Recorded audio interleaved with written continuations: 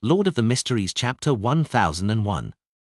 When the wraith in front of him was gone, Emlyn White retracted his gaze, untied the thread on the dossier, and pulled out the documents inside.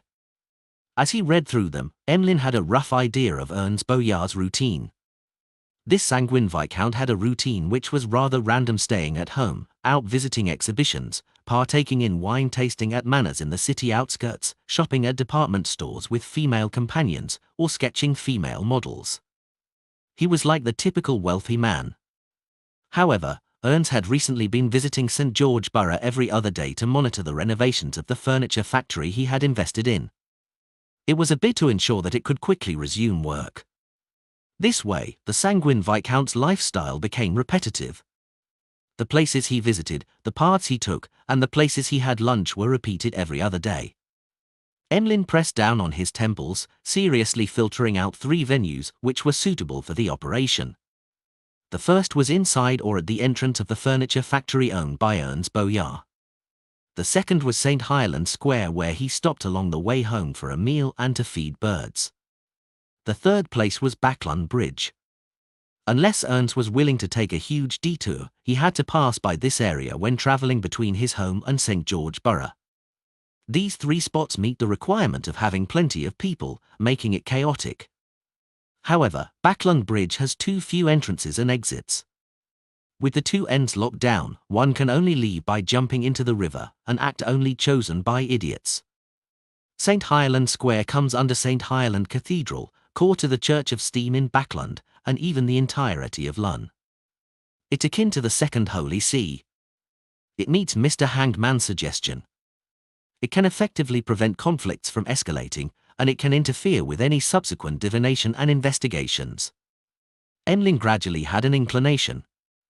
And once a living being had an inclination, they would unknowingly seek more reasons to affirm their choice, and Emlyn was no exception, without a doubt.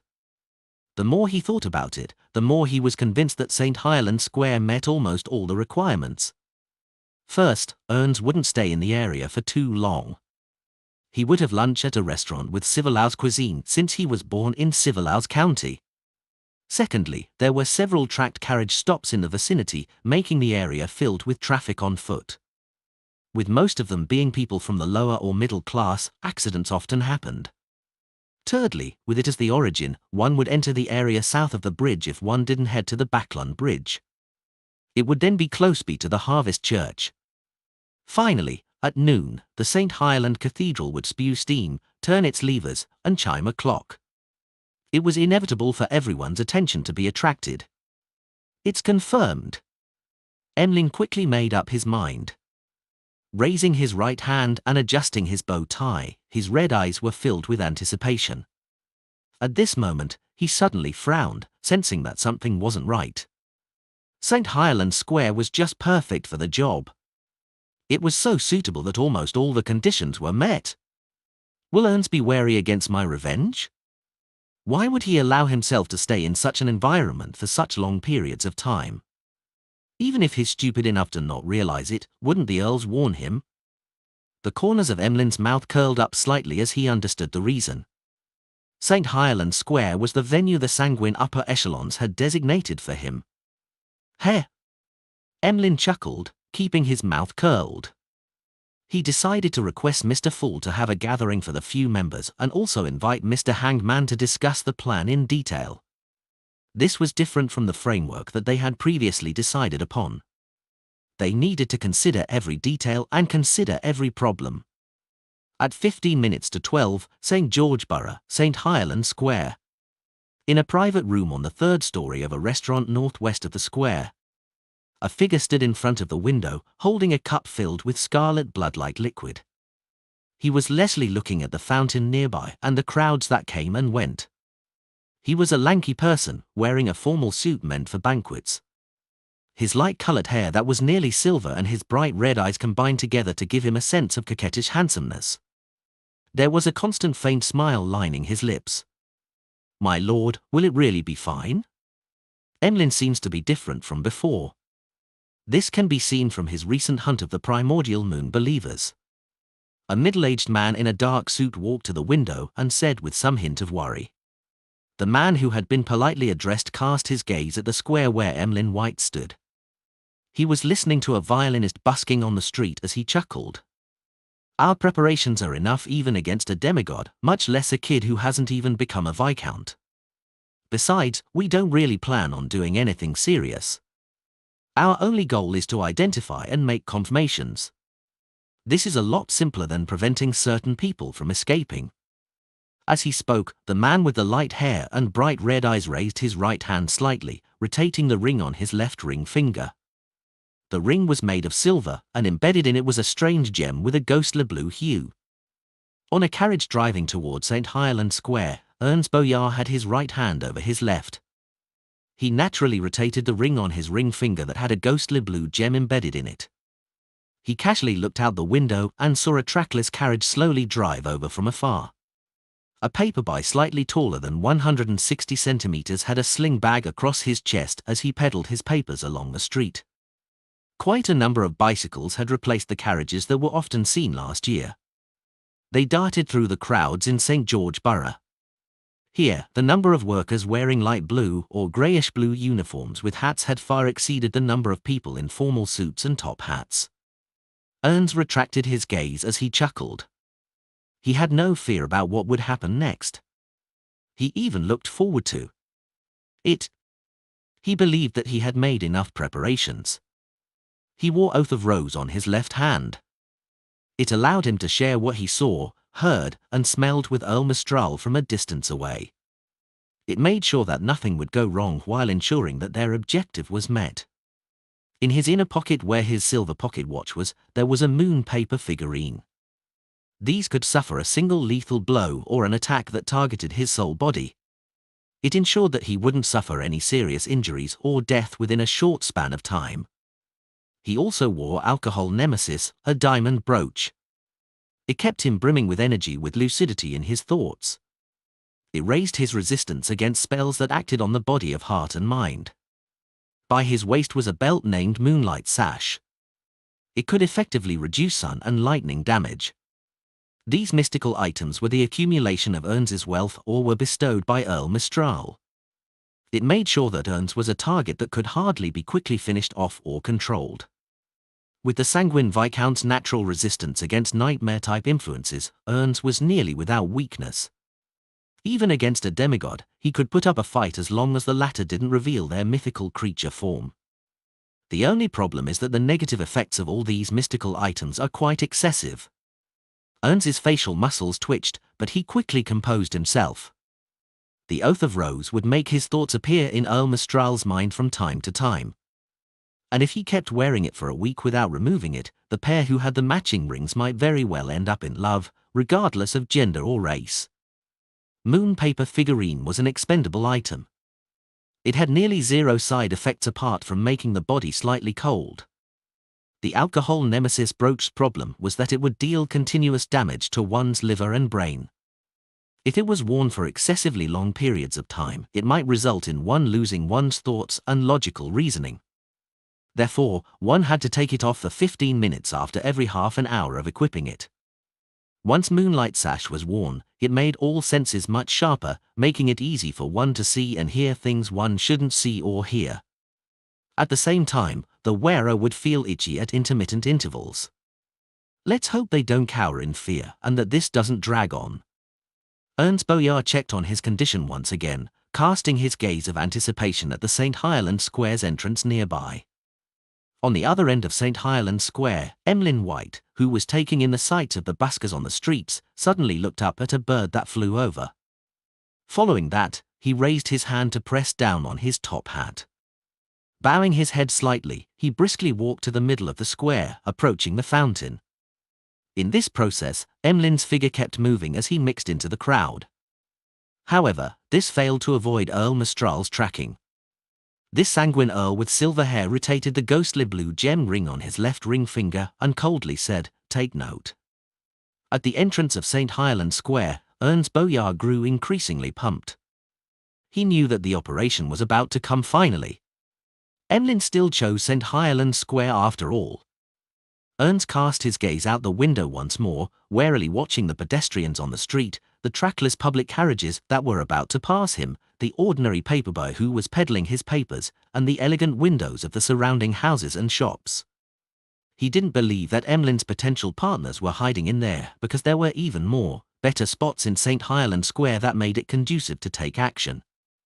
However, he still kept up the required level of wariness. Suddenly, his body lunged forward slightly as he nearly got out of his seat. The carriage he was on had stopped without any warning. Right on the heels of that, the horses that pulled the carriage seemed to be in a nightmare as they raised their front hooves, struggling wildly, flipping the carriage to the ground.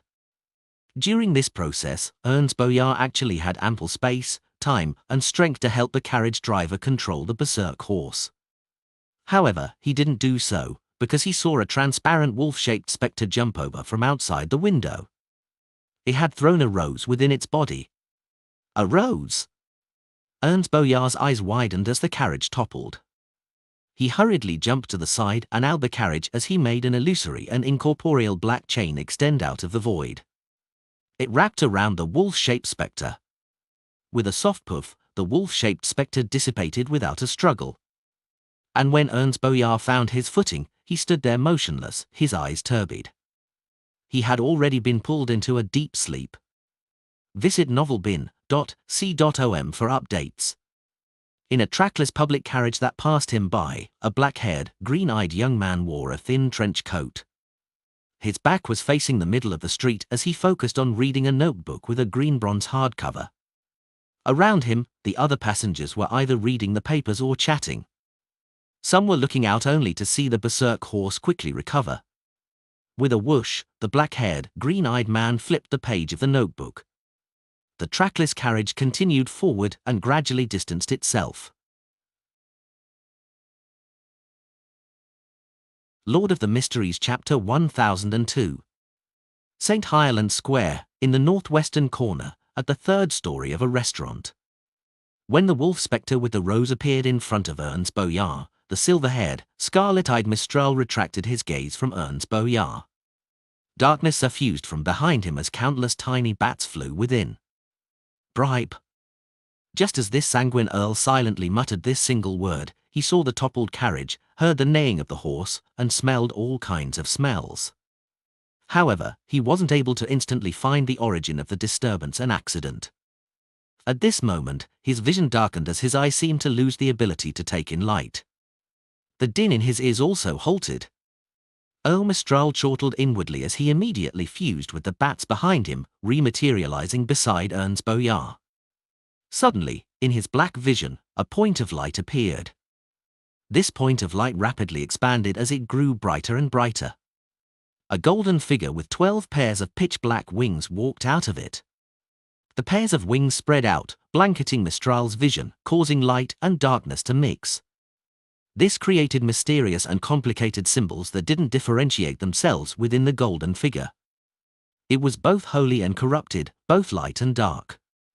Angel. Mistral's pupils widened slightly as he couldn't help but take a step back, terminating his previous thoughts. In confusion, Ernst Boyar rapidly snapped awake when he saw a pair of limpid eyes that resembled crystalline gems or a lake.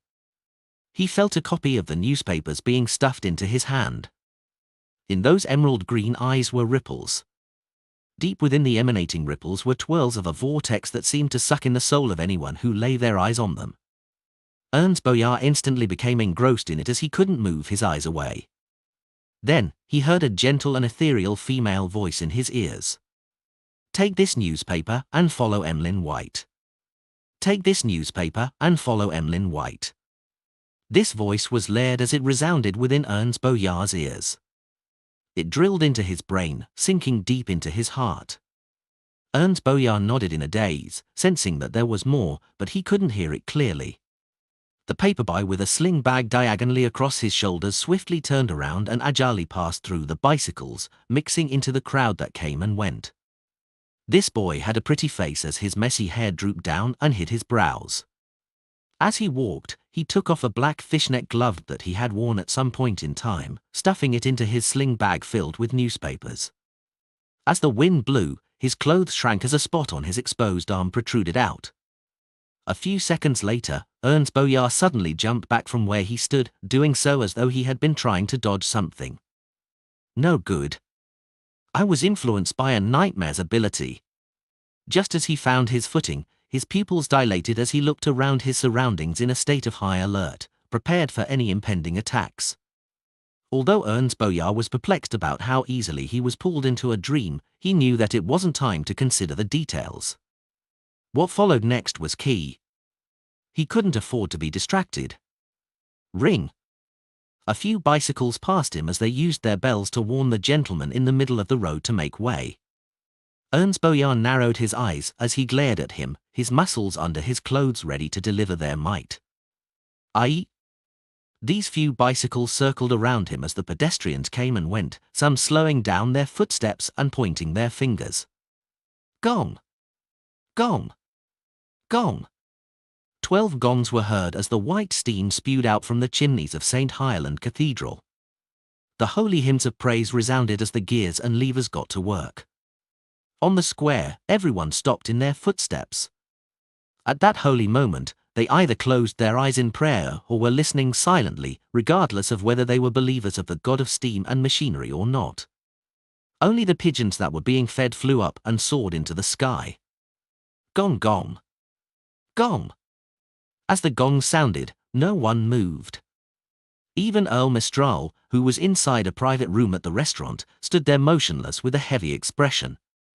His vision had already recovered, but all he saw was workers wearing greyish-blue or light blue clothes and bicycles of the same make. Apart from that, he discovered nothing. Furthermore, Ernst Boyar hadn't been injured at all.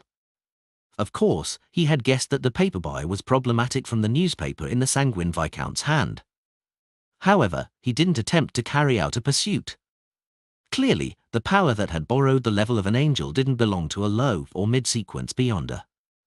This also meant that Emlyn White's faction had at least a demigod hidden in the vicinity. Mistral believed that once he took action, he was bound to be stopped or even incur retaliation. In a situation of being easily detected while not knowing where his opponents were hiding, Mistral believed that it spelled trouble. Carrying out a pursuit in such cases only exacerbated the matter.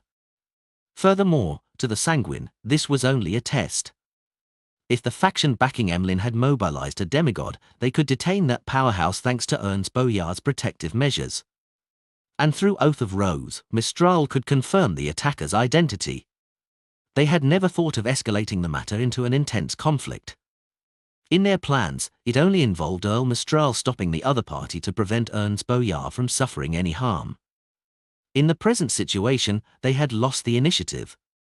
To forcefully carry out a pursuit might highly likely result in a demigod's battle. And in Backland, around St. Highland Cathedral, this was equivalent to suicide. Besides, to Mistral, since the other demigod hadn't personally taken action and had only provided auxiliary help, to personally take action and make a pursuit would be a loss of decorum and an insult to his reputation as a sanguine earl. Humph! I want to see what happens next.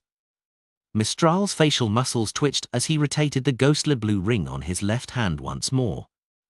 After the 12 gongs, Emlyn started walking again. He circled past the fountain and arrived at the other end of St. Highland Square amidst the landing pigeons. He then saw Ernst Boyar, who had his back hunched slightly, afraid to even move half a step. He saw the toppled carriage, the horse that was flicking its tail, and the carriage driver who wore a look of pain. Emlyn walked over, took out a wallet, and pulled out £100. He handed it to the carriage driver and said, "This is your compensation." "Ah?" The carriage driver wore a blank but pleasantly surprised look. Read latest chapters at n/of elbin.co/m. The rental carriage wasn't his. He was only an ordinary employee.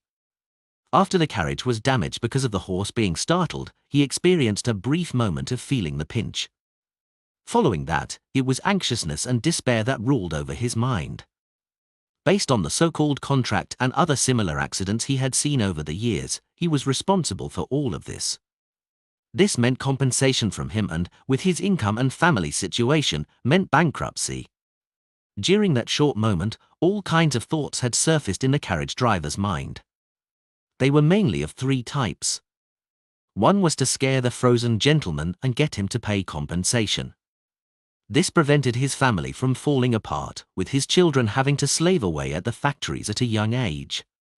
Another option was to immediately bring the horse to a gangster and sell it. Then, he would return home and leave Backland with his wife and children. The last option was to arrange for his family to move from the place they rented. He would then plead with the owner of the carriage, hoping that he could repay it in installments. If the person wasn't agreeable, he would rather be thrown into jail than reimburse him a single penny. Now, having £100 suddenly hit him left his mind groggy. He was at a loss for words. £100 was enough to buy a brand new rental carriage and even more. Emlyn ignored the carriage driver and looked at Ernst. Everything's fine now. Aren't you the biggest problem? How can it be fine with you here? Ernst lampooned as he rotated the ring with the ghostly blue gem on his left hand. For some unknown reason, he felt that he should believe Emlyn White and even approach him. Emlyn shot a glance, suddenly turned around, and walked briskly into an alley. Ernst subconsciously opened up his stride and followed closely behind. He kept holding onto the newspaper in hand. The two sanguine moved at extremely fast speeds, with one running and the other chasing. However, they didn't dare reveal anything extraordinary. When Earl Mistral sensed that the two sanguine were beyond the reach of his spirituality, he used the connection between the paired oath of rose rings to follow behind unhurriedly. Emlyn occasionally made detours, taking shortcuts and occasionally returning to spots they had been before. It made it difficult to guess where his destination was. As for Ernst, he was like a bull having seen a red cloth. He refused to give up as he followed closely behind.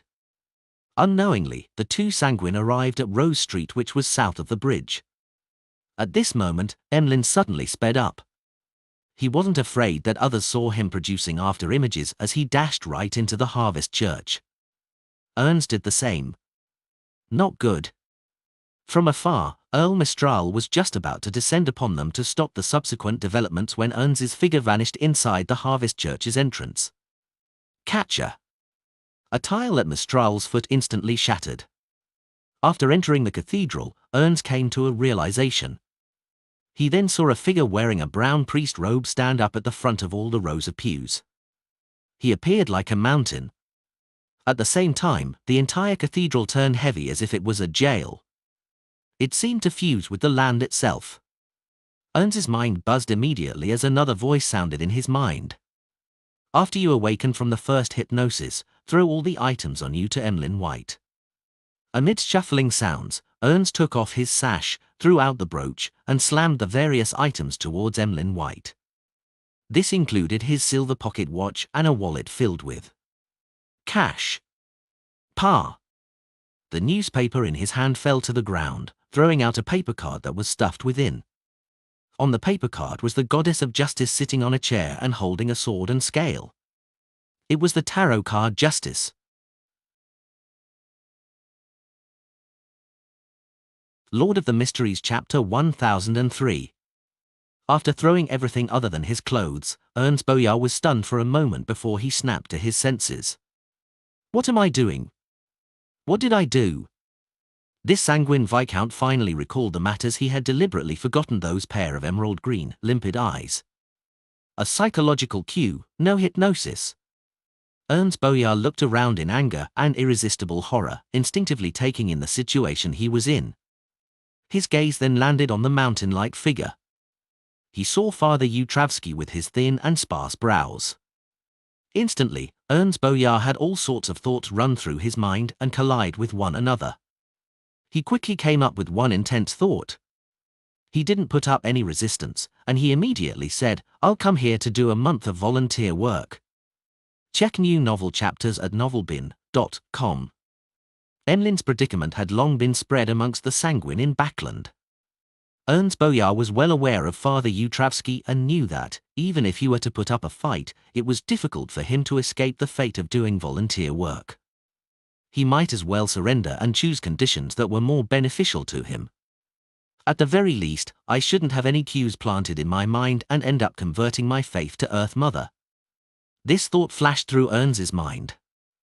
He discovered a lantern in Yutravsky's hand, and inside it was a strange candle that seemed to be covered in human skin with protruding lumps.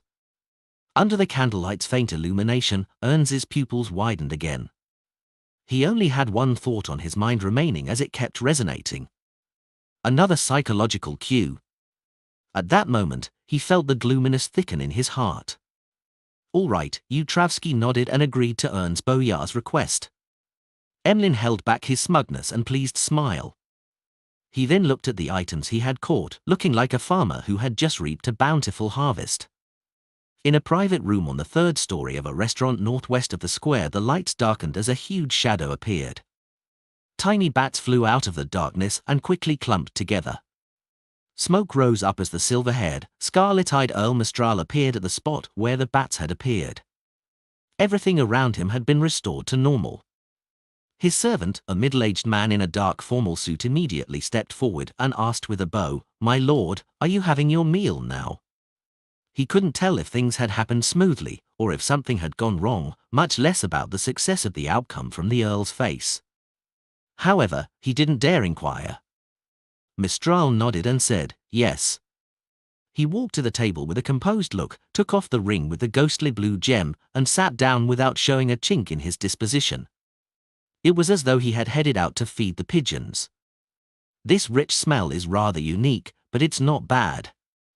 In the private room neighboring Earl Mistral, Klein was wearing a very ordinary face as he commented on the civilized cuisine delicacy lamb tripe. This punishment operation was an attempt by the few members of the Tarot Club, one that didn't need the world or Mr. Fool's interference, but considering how Miss Justice and the Moon Emlyn had zero experience in such matters and lacked experience in other matters, he had come to the area incognito as a final safeguard.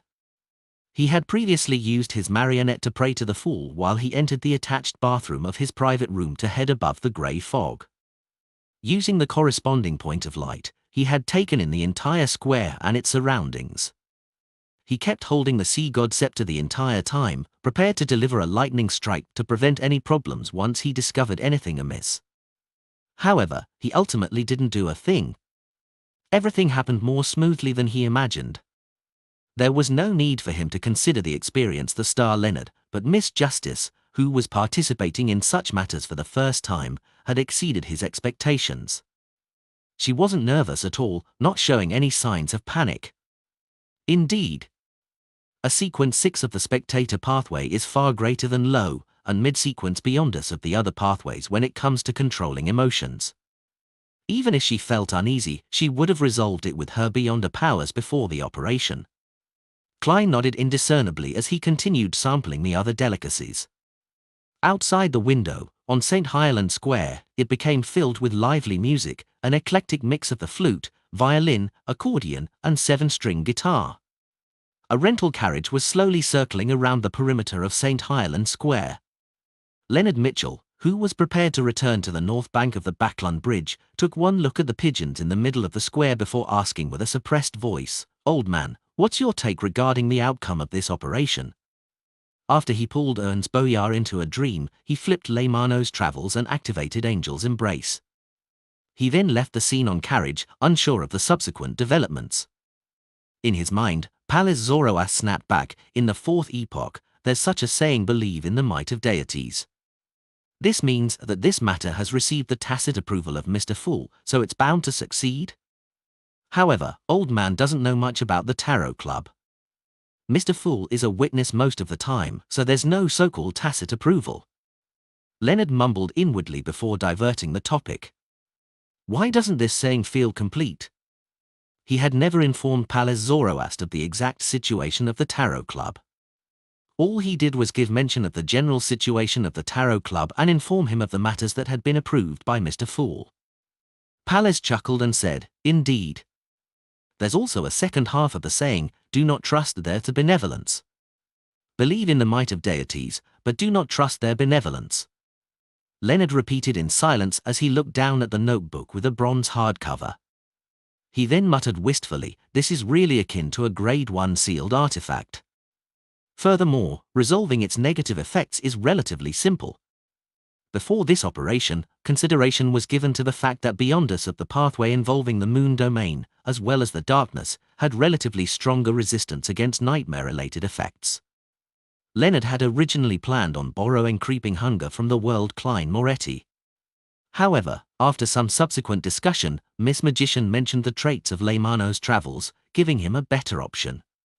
Hence, Klein, who was originally responsible for Angel's Embrace, lent him creeping hunger for 3 hours. Various useful beyonder powers were recorded, such as bribe weaken. This is something from the Abraham family, Pallas Zoroas said with a sigh. Leonard had long known of this as he nodded indiscernibly. He then asked, "Old man, do you have the means of weakening or controlling the negative effects of the mystical item I previously mentioned?" "You call that a mystical item? That's something that requires sealing." Pallas first reprimanded Leonard. Then, he said, "Didn't you say that it has a living characteristic? That makes it much easier to resolve." Leonard felt relieved as he cast his gaze out the window again, taking in the sight of St. Highland Cathedral, which had parts resembling factories. In Felt Street, North Borough, in the vicinity of St. Samuel Cathedral, at the entrance of the Lund Charity Bursary Foundation. After changing her clothes, Audrey got off a carriage like an ordinary girl. She had already gotten rid of her paperboy attire at a hotel room that had been prepared ahead of time. And that room was reserved by someone under Emmelin's instructions. It had nothing to do with her. At this moment, there were people coming and going at the Lund Charity Bursary Foundation's entrance, but Audrey walked over without any hesitation. No one looked at her as though she lived in another world. Audrey briskly walked into the foyer, went up to the second story, and headed for the director's office. And everyone who she walked past seemed to join her in playing a game, pretending as though they hadn't seen her. They weren't puzzled about why this unfamiliar girl was inside. Audrey was just about to enter the office when she suddenly heard a familiar voice inside. "Miss Audrey, this is the amount of donations we have gathered this week."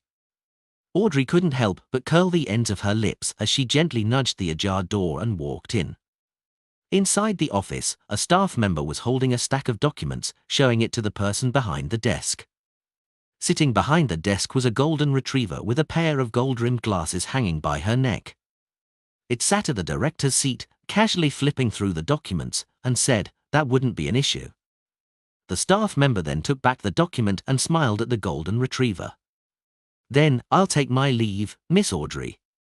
Behind her, Audrey held back her laughter as she walked to the sofa. She silently watched the staff member leave without interrupting the golden retriever from reading the other documents. Susie seriously read the different documents, afraid that something wrong would happen to her acting, thus affecting Audrey's matters. After a while, she suddenly looked around in puzzlement. "Audrey, are you back? How did you notice?" Audrey stood up from the sofa and appeared within Susie's sights.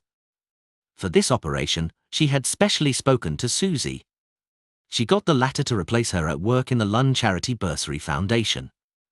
Then, with the golden retriever in tow, she hypnotized all the staff members who would interact with her that day, making them treat Susie as Audrey. As for any possible visitors, she told her staff that there would only be guests in the afternoon. And the signal to snap out of the hypnosis was the cathedral bells at 2 in the afternoon. Susie jumped off the chair after seeing Audrey, saying in exasperation, "It's almost 2. "That's right." Audrey inwardly made a silly face as she rushed into the small lounge and changed into her clothes. She then used Lie's flame-controlling powers to bum her previous disguise. After returning to her office and sitting at her seat, she felt completely relaxed. She clasped her hands together and lightly pursed her lips. To be frank, she had always been nervous. However, she had successfully cast placate on herself before the operation, preventing any slip-ups. It's quite interesting now that I reminisce over it. We even discussed how we would compensate those who were affected. Audrey, well done. A smile beamed on the blonde, green-eyed beauty as it grew brighter. After this operation, she realized that her hypnotist potion had digested by a significant amount. Furthermore, she had also confirmed one thing: the mystical item, Hand of Horror, which came with bribe charm, worked perfectly with hypnosis.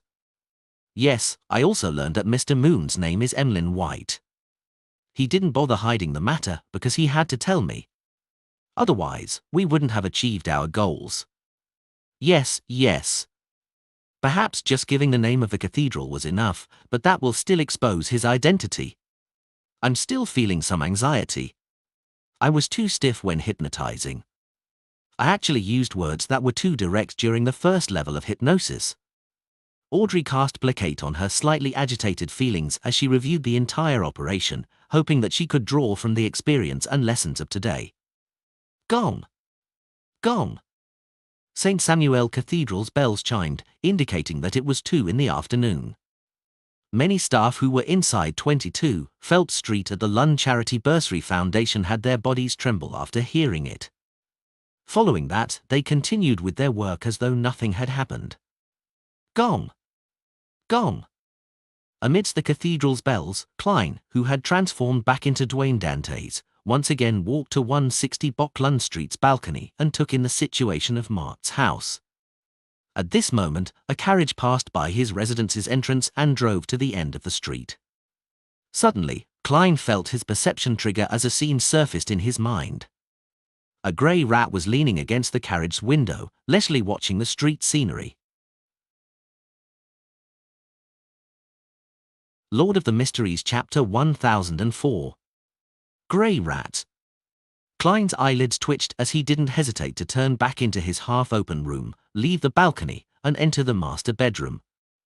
He then entered the bathroom. He moved at an adequate pace, doing so as though he had been repeating this entire process like a daily routine.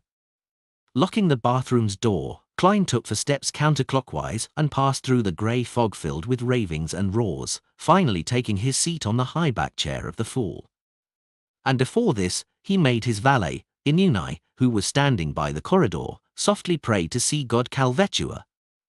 Using the corresponding point of light, he beckoned for the sea god scepter and began expanding his vision. He then locked onto the carriage that was driving towards Mark's residence 39 Lund Street. And this time, the person leaning against the glass window and leisurely taking in the scenery was no longer a grey rat, but a young man wearing a silk top hat and black trench coat. He had black hair and black eyes. His face was thin with a broad forehead. He wore a crystal monocle and had a faint smile on his lips. He was none other than the blasphemer, the angel of time, son of the creator Amon. Although Klein was already mentally prepared, his anxiety made his entire body feel chilly. Amon had clearly appeared in his original form, but after stealing the rat demigod's destiny, he appeared as a grey rat in everyone's eyes, without incurring any suspicion. He and his brother, Angel of Imagination Adam, had certain powers which were similar. It left terror in the mind of others the more they thought about it, but it was intrinsically different. If not for the grey fog and not for my deeper control of this place, I wouldn't have discovered it either. Klein felt a mix of joy and alarm as he expanded his vision to seek out Amon's avatars. Compared to the grafting of destiny, the signs of parasitizing was a lot clearer. However, Klein didn't notice anything this time. Be it the other passengers in the carriage, the horses that towed the carriage, or the surrounding trees and air, there wasn't any sign of parasitizing. This is different from what Leonard's grandpa said. Shouldn't the appearance of one Amon mean the accompaniment of many more Amons? He is clearly aware that he was discovered by a bizarro sorcerer of the Church of Evernight, and he suspects that Lund Street is under surveillance. Therefore, he only sent a single avatar to investigate the situation? Klein frowned as he came up with theories. He was a little unsure of how to handle the current development. Of course, he recalled Palace Zoroas mentioning that as long as one avatar was resolved, he could eliminate all the Amons in Lund Street. And now, there was only one Amon in Lund Street, a perfect time to take action. I'll first hear what the expert's opinion is. Klein immediately conjured the World German Sparrow's figure at the other end of the long bronze table and made him reverently and piously pray. Honorable Mr. Fool, please inform Leonard Mitchell that Amon has appeared at 39 Lund Street, but there's only one. While German Sparrow made the prayer, Klein didn't stop monitoring the carriage. He saw Hazel in a light-colored dress alight and enter her foyer. Amon, who was wearing a monocle and black trench coat, walked behind her with complete composure. Despite not having any concealment, the servants didn't notice him at all. It was as though there was only air or some inconspicuous creature behind Miss Hazel. Occasionally, the female servants would look at the ground and jump in fright. Just as they were about to scream, they would forget what they were about to do after their mouths opened. Amon passed through the foyer and walked up the stairs. Pinching the crystal monocle, Amon stuffed his hands into his pockets. Ring-transparent worms began squirming out of his body as they crawled in every direction before vanishing. This left Kleinskilp tingling. He recalled Pallas Zoroaster's description of Amon's parasitizing power, a plague-like infection. Hazel had been in an excellent mood recently. This was because her teacher hadn't truly gone mad. Everything that happened previously was only a test, and she had passed it with flying colors. This made her gain plenty of knowledge about the supernatural world. She learned the essence of the potions and grasped the acting method. She also gained the opportunity to advance to cryptologist. She was currently a Sequence 7 Beyonder. So the world actually has such a magical side to it. I wonder when I can become a demigod and shake off my mortal coils. Hazel glanced at the hanging wall clock and rubbed her sunken tummy. She decided to get her mother to bring forward the high tea session today. After all, there weren't any guests. At noon, she had used the excuse of heading out for a meal to bring her teacher back. She also took the opportunity to act and hadn't had anything to eat. Upon thinking that, she glanced at her teacher who was sprawled on a leather cushion on the sofa. The grey rat had raised its front paw and pressed on its right eye. "Do you need any food?" Hazel asked reverently. The rat lowered its front paw and answered unhurriedly, "There's no need." "All right, teacher." Hazel turned around and walked forward, opening the door to her bedroom. Her lady's maid was standing along the corridor, leisurely looking at the balcony at the end of the corridor as though she was admiring the afternoon sky. Hazel indiscernibly frowned and said, "Guard this place. Don't let anyone in." The lady's maid shot one glance at her and smiled. "Yes, miss." Only then did Hazel leave her bedroom and head for the activity room on the second story. She found her mother, Mariana. This lady with the same black-green hair received a pair of gem-embedded glasses with a gold chain hanging from it from her lady's maid. It was more an accessory than an eyesight correction tool. "Don't tell me that you don't like it," Hazel asked in puzzlement. The corners of Mariana's mouth curled slightly. "I like it now." As she said that, she wore the glasses. As Hazel was just about to say something, she heard footsteps approaching. She turned her head to find her father, Member of Parliament marked, coming home early. "Father, didn't you say that you'd be at the military veterans mess?" Hazel asked in passing. "There wasn't anyone there today." Mark raised his right hand and pinched the two sides of his eyes. Hazel thought nothing of it as she nodded. "Perfect, we haven't had high tea together in a long time." "That's right." Member of Parliament Mark and Rihanna laughed at the same time as a faint smile appeared on their lips. At 7 Pinster Street, Leonard, who had just returned from St. Highland Square, threw himself onto the sofa as he lifted his feet onto the coffee table.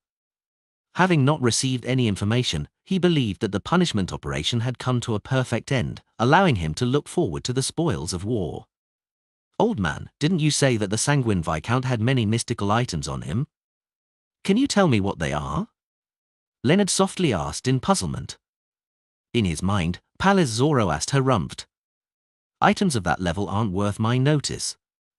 Leonard was just about to press further when his vision suddenly blurred. He saw the boundless greyish-white fog and German Sparrow's blurry figure, as well as his prayer. "Amon has appeared at 39 Boklund Street, but there's only one." "Amon has appeared? That quickly?" Leonard, who had already relaxed, retracted his feet immediately and sat straight up. He became more anxious than before the punishment operation began. He hurriedly informed Pallas Zoroaster of Klein's words and asked, "Old man, what do we do now?" "Begin the operation?" "But there's only one Amon avatar."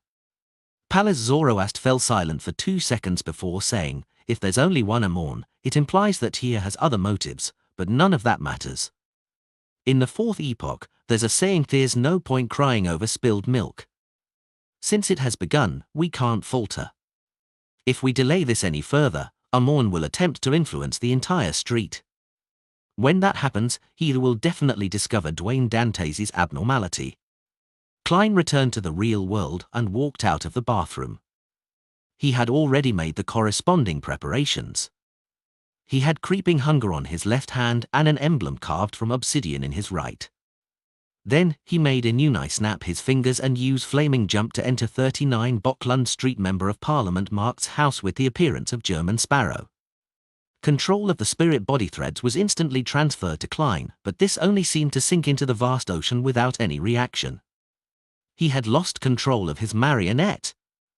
This? Klein's eyelid twitched as he heard the door to the master bedroom creak open.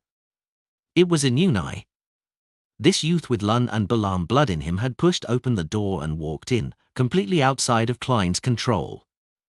He then took out a crystal monocle from his pocket and rubbed it with his sleeve. Then, he leisurely wore it on his right eye. He then looked at Dwayne Dantes, the corners of his mouth curling up. "Found you." The mood in the bedroom froze as Inuni, who was pinching on the monocle, continued. "Flora Jacobs' destiny was filled with too many abnormalities, and they mainly came from this street. This piqued my interest, and I spent some time to distinguish and seek out the source. It took me so many days to find you. I'm no stranger to this mirror, and I can control it, but I've never seen it ingratiate itself so much towards one person. This really is an interesting matter. Perhaps I should steal your destiny and see why that is the case." "Ah, right. You likely do not know of its origins. It's in no way simple."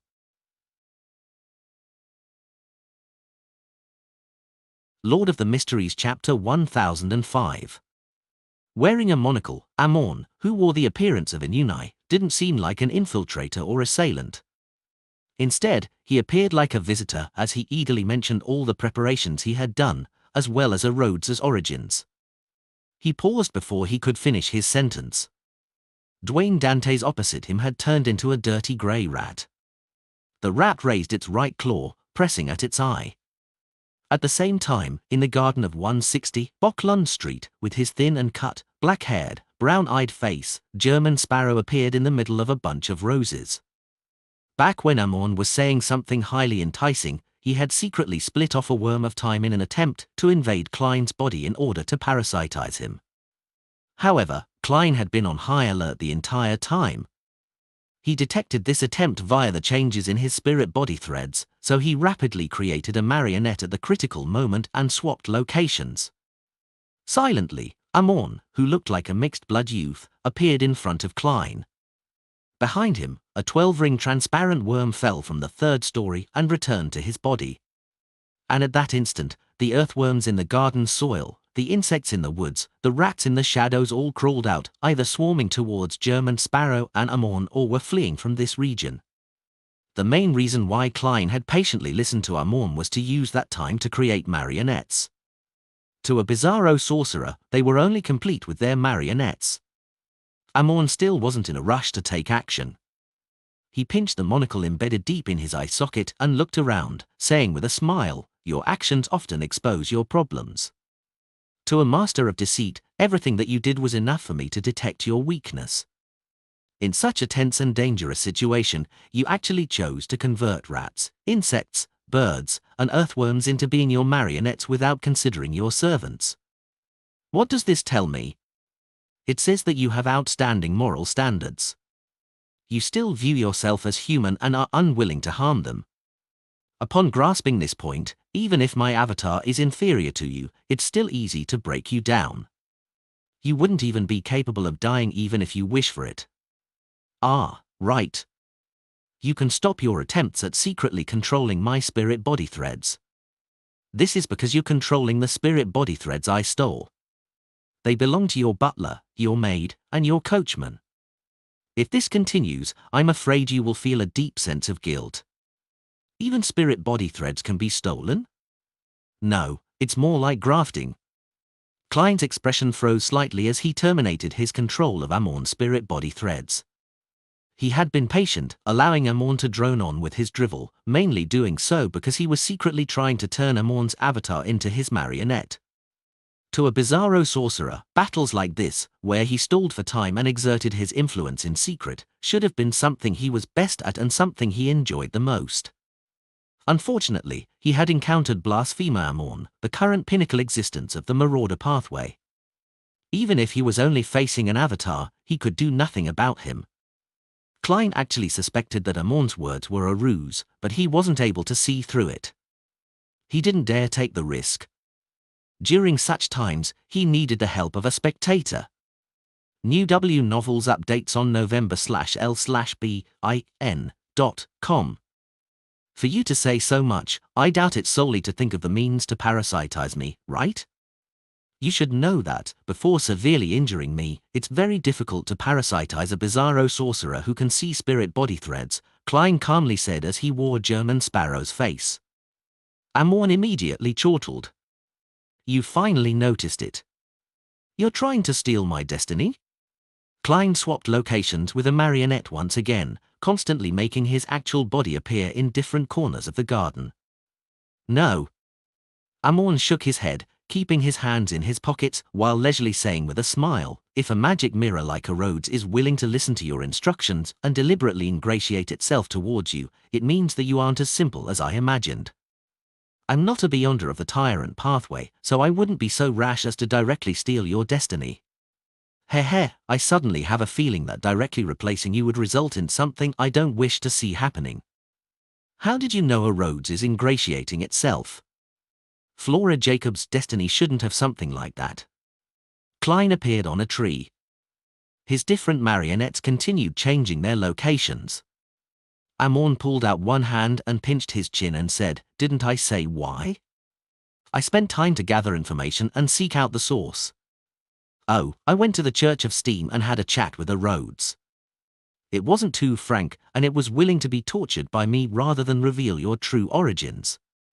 Unfortunately, that was inside the Church of Steam, otherwise, I would have directly parasitized it and learn of everything. Even living sealed artifacts can be parasitized. If a Rhodes strictly abided by the rules, based on its answers in the past, he isn't too sure of my actual situation and only has certain guesses." Klein's eyes widened. Just as he was about to say something, he heard Amorn laugh and say, "You really don't seem to be in a rush. What are you waiting for? Do you not know that my pathway sequence 2's name is Trojan Horse of Destiny? Although I'm only an ordinary avatar, I do have some powers that I can use, such as tinkering with your destiny, making certain errors appear for a certain period of time. For instance, no one will notice it no matter how much you cry for help. That also means that, even if you were to trigger the Evernight emblem in your hand, you will only be able to get the effects of concealment, and you will not be able to transmit your intentions of seeking help, regardless of your prior agreements. Also, even if you were to shout for help or create an explosion, the pedestrians and servants in the room wouldn't be able to hear a thing. This is the reason why I was talking so much. For an ordinary avatar, certain matters take time. Alright, it's your turn to answer my question." Klein didn't answer as he kept switching positions with his marionettes. However, Amorn kept appearing in front of him as they continued their conversation. At this moment, he made one of his marionettes ask, "Since you've already completed the controlling of destiny, why aren't you taking action? You also seem to be waiting."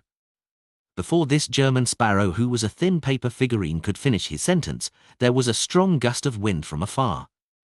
Leonard, in a black trench coat and a black silver inlaid cane in hand, flew to Bock-Lund Street. Klein, who had appeared to Amorn's side, immediately said, "This is what I've been waiting for." As he said that, he triggered the Evernight emblem that he had been clasping tightly. Simultaneously, he snapped his left hand's fingers, igniting the tallest tree in the garden, making its scarlet flames soar into the sky.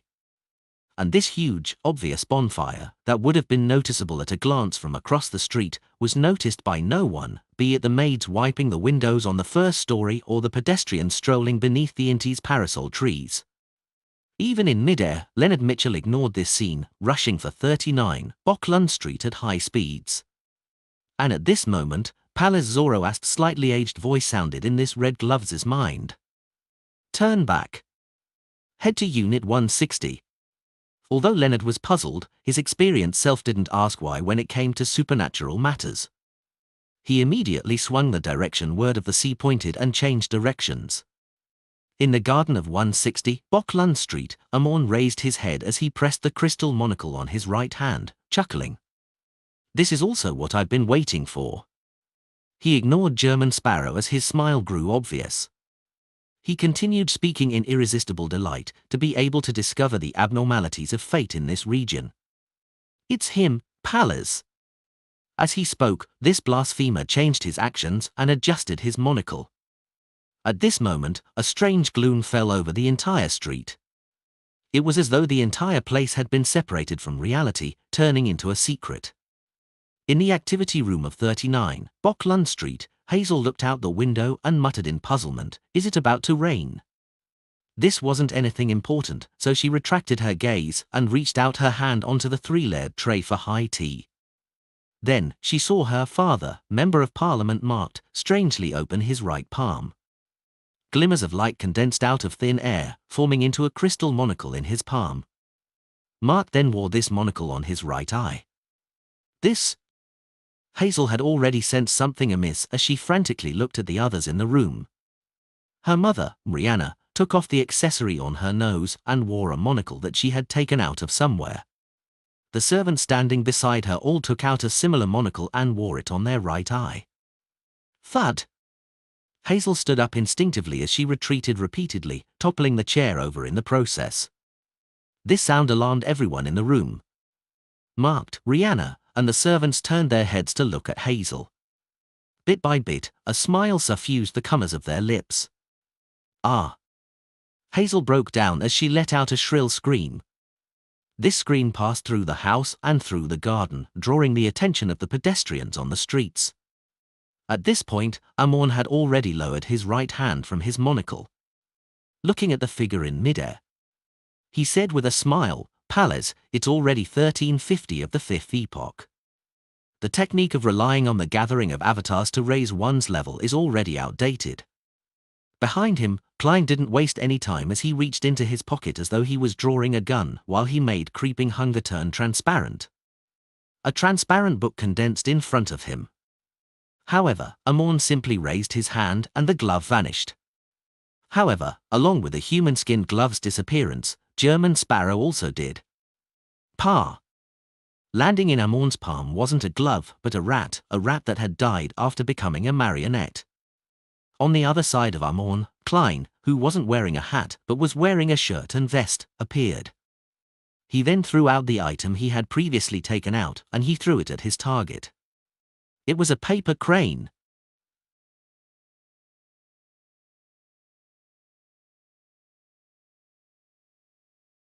Lord of the Mysteries Chapter 1006.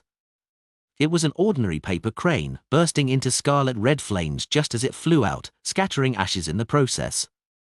Amorn, who had been looking up into the sky, suddenly turned his head and looked at the paper crane, who was a vessel of flames. He then raised his palm again. A cold glint had lit up in the eye beneath the monocle. Suddenly, the flames on the paper crane's surface vanished. Klein and his ability to swap locations with his marionette vanished. Likewise for flame controlling, flaming jump, an air cannon. In that instant, he had 6 Beyonder powers stolen, 4 of which were rather important ones. If Amorn was able to make a few more thefts, then Klein might have even turned into an ordinary person. This was theft at the angel level. Amidst the extinguishing flames, the paper crane slowly floated. Backland, Dr. Aaron's house, in a black pram. Wrapped in silver silk, Will Orseptin rubbed his mouth and eyes, grumbling, "Life is just so hard."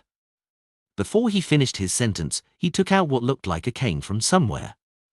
It was embedded with clear gems.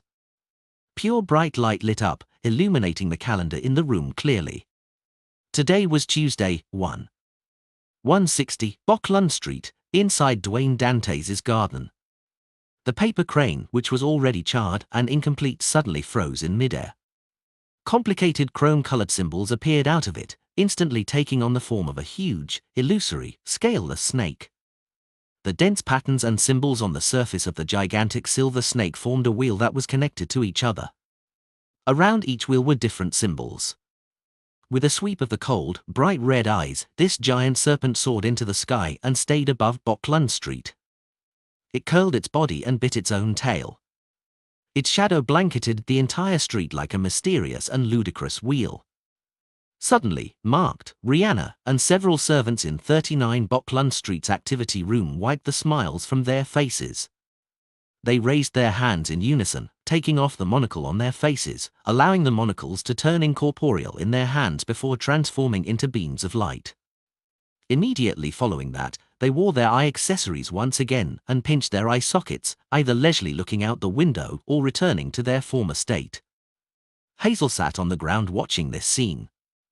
As she shook her head, feeling the world crumbling around her, she used her hands to hold her body up while rapidly retreating. The cold glimmer in Winner Inuni's eyes vanished. The crystalline monocle was left cooked, and he no longer wore that supercilious look. In addition, something in his body seemed to be extracted as a clear, thick, but transparent and mysterious worm of time took form above his head.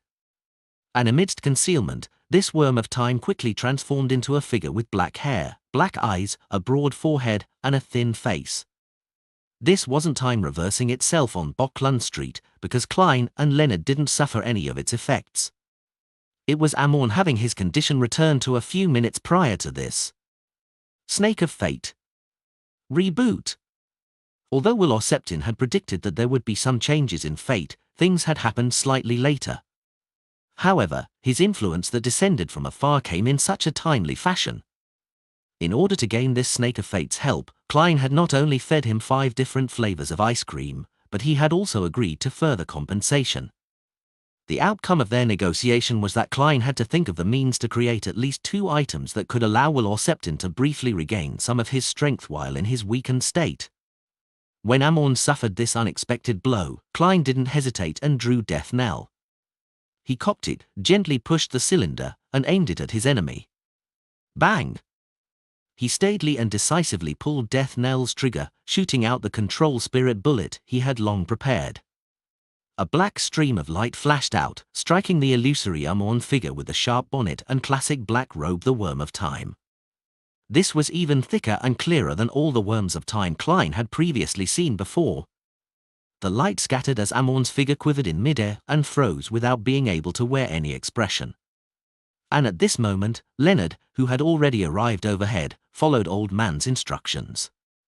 Standing on Word of the Sea, he floated in midair, slightly spread out his arms, and relaxed his spirit body. Both his green eyes immediately reflected a slightly gloomy, 12-ring transparent worm of time in each one of them. These 2 worms of time had their heads and tails connected together, forming a similar loop. As the loop slowly spun, they projected a huge ancient mottled illusion behind Leonard.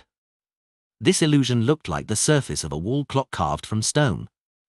There were 12 segments, each segment was either greyish-white or bluish-black. They were clearly demarcated from each other, and the symbols were all different. With just one look, Klein had the feeling that life was speeding past him. Gong! A bell gong that seemed to travel across time from ancient history resounded through the spacious secret world. Everything before Klein seemed to slow down, including the Amorn figure above Inuni. An indescribable invisible surge appeared, sweeping around that Amorn figure before hurling it towards that huge, illusory stone-carved wall clock.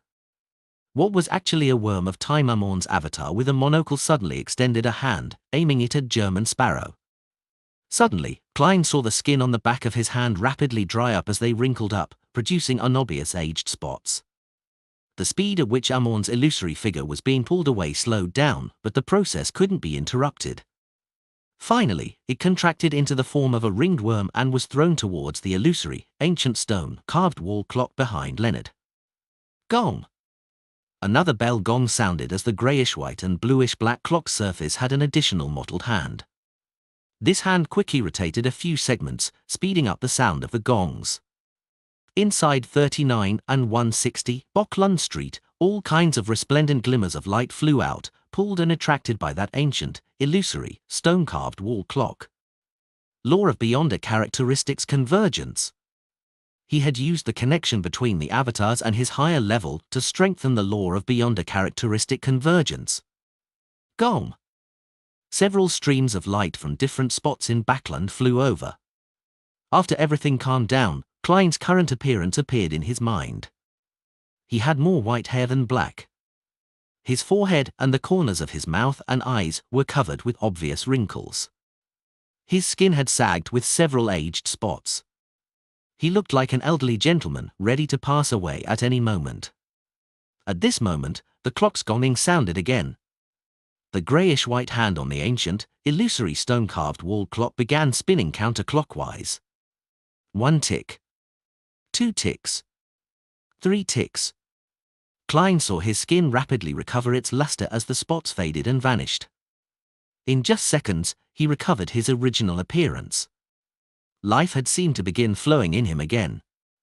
Powers at the angel level are almost godlike. I only suffered some repercussions of it, and I nearly died of old age. I wonder if I can revive under such conditions.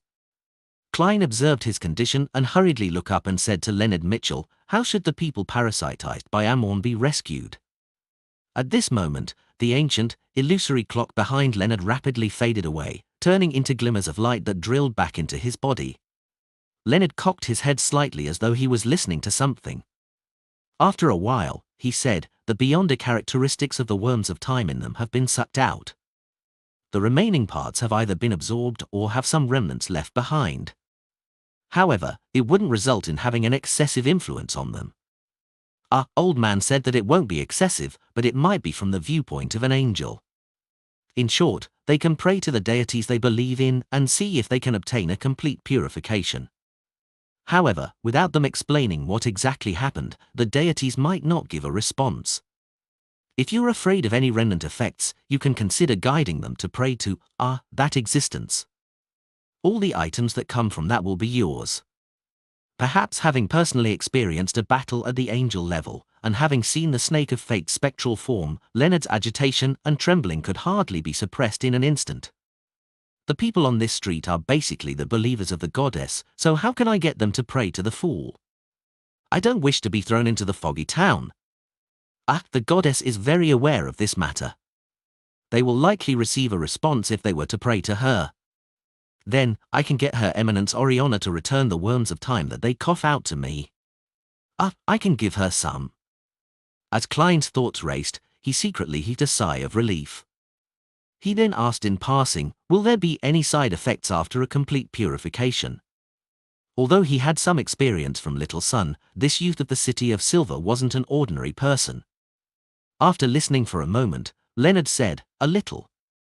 As it's a deeper level of parasitizing, even if ordinary people were to experience a full recovery, there will be some level of influence left on them, such as them liking to wear monocles." "All right. Head back first.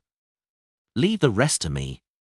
Klein nodded and was glad that the parties involved in this battle weren't the kinds with obvious destructive might. Otherwise, it might not only be Boklund Street, but all of Northborough might not be left intact. In Pritz Harbour, a black-haired, black-eyed, thin-faced young man wearing a monocle rode on a bicycle as he leisurely returned home. He wore an obvious smile as he opened the letterbox and took out the newspapers and letters inside. After entering the house, the young man pinched the monocle on his right eye while tearing open the letters, reading their contents as he walked. This continued until he found a letter without any name on it. If all connection to Tuscan Backlund is lost, it means that Palace Zoroast might very well be hidden in the vicinity of Northborough's Boklund Street. Don't ask us why we're taking such risks. Life often requires some excitement, joy, and anticipation. 1. Author's note: to make the plot run smoothly, the details of a tarot gathering was skipped. As for Will's prediction, a deviation happened because of Amorn's ability to bore through fate.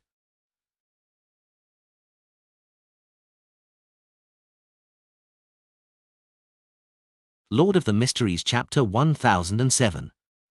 On 160 Boklund Street, After watching Leonard fly out of the world of concealment with the word of the sea in one hand, Klein turned his attention back onto his surroundings. He first observed Winner Inuni.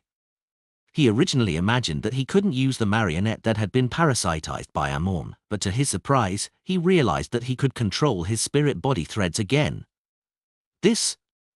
Klein was first stunned before he came to a realization.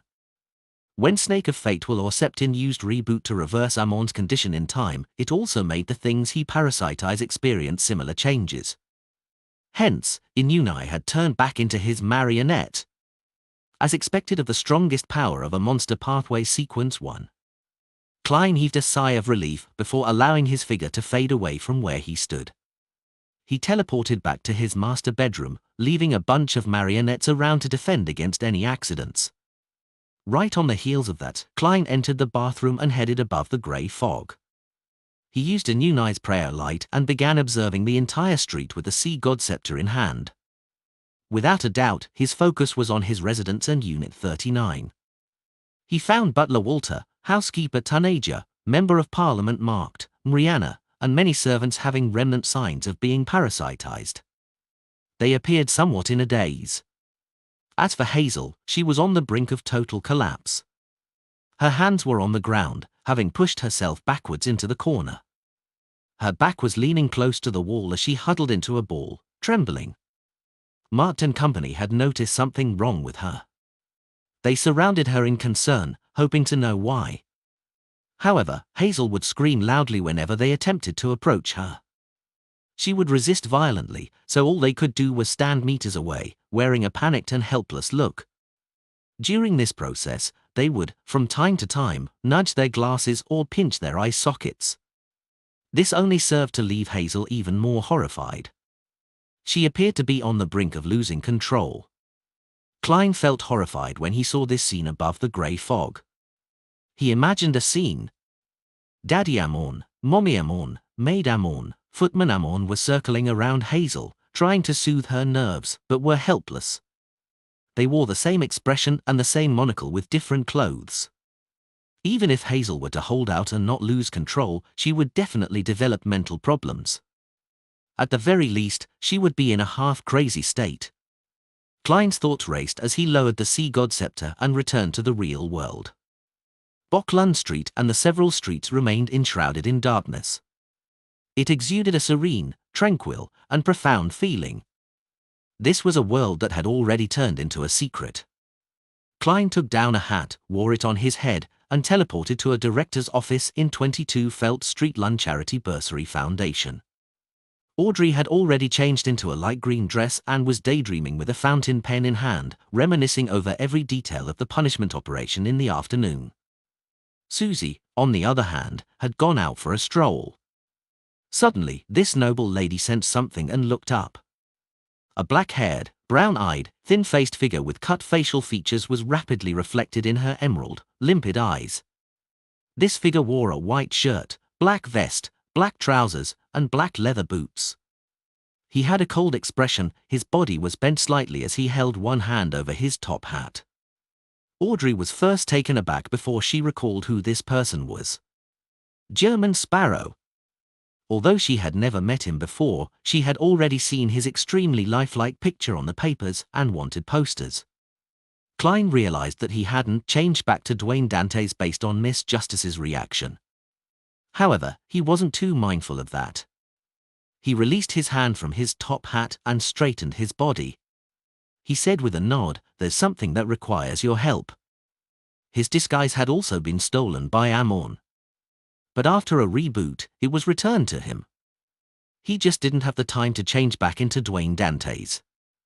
Mr. World, who's already a demigod, needs my help? He's in need of therapy because of some mental problem? No, it doesn't seem to be the case.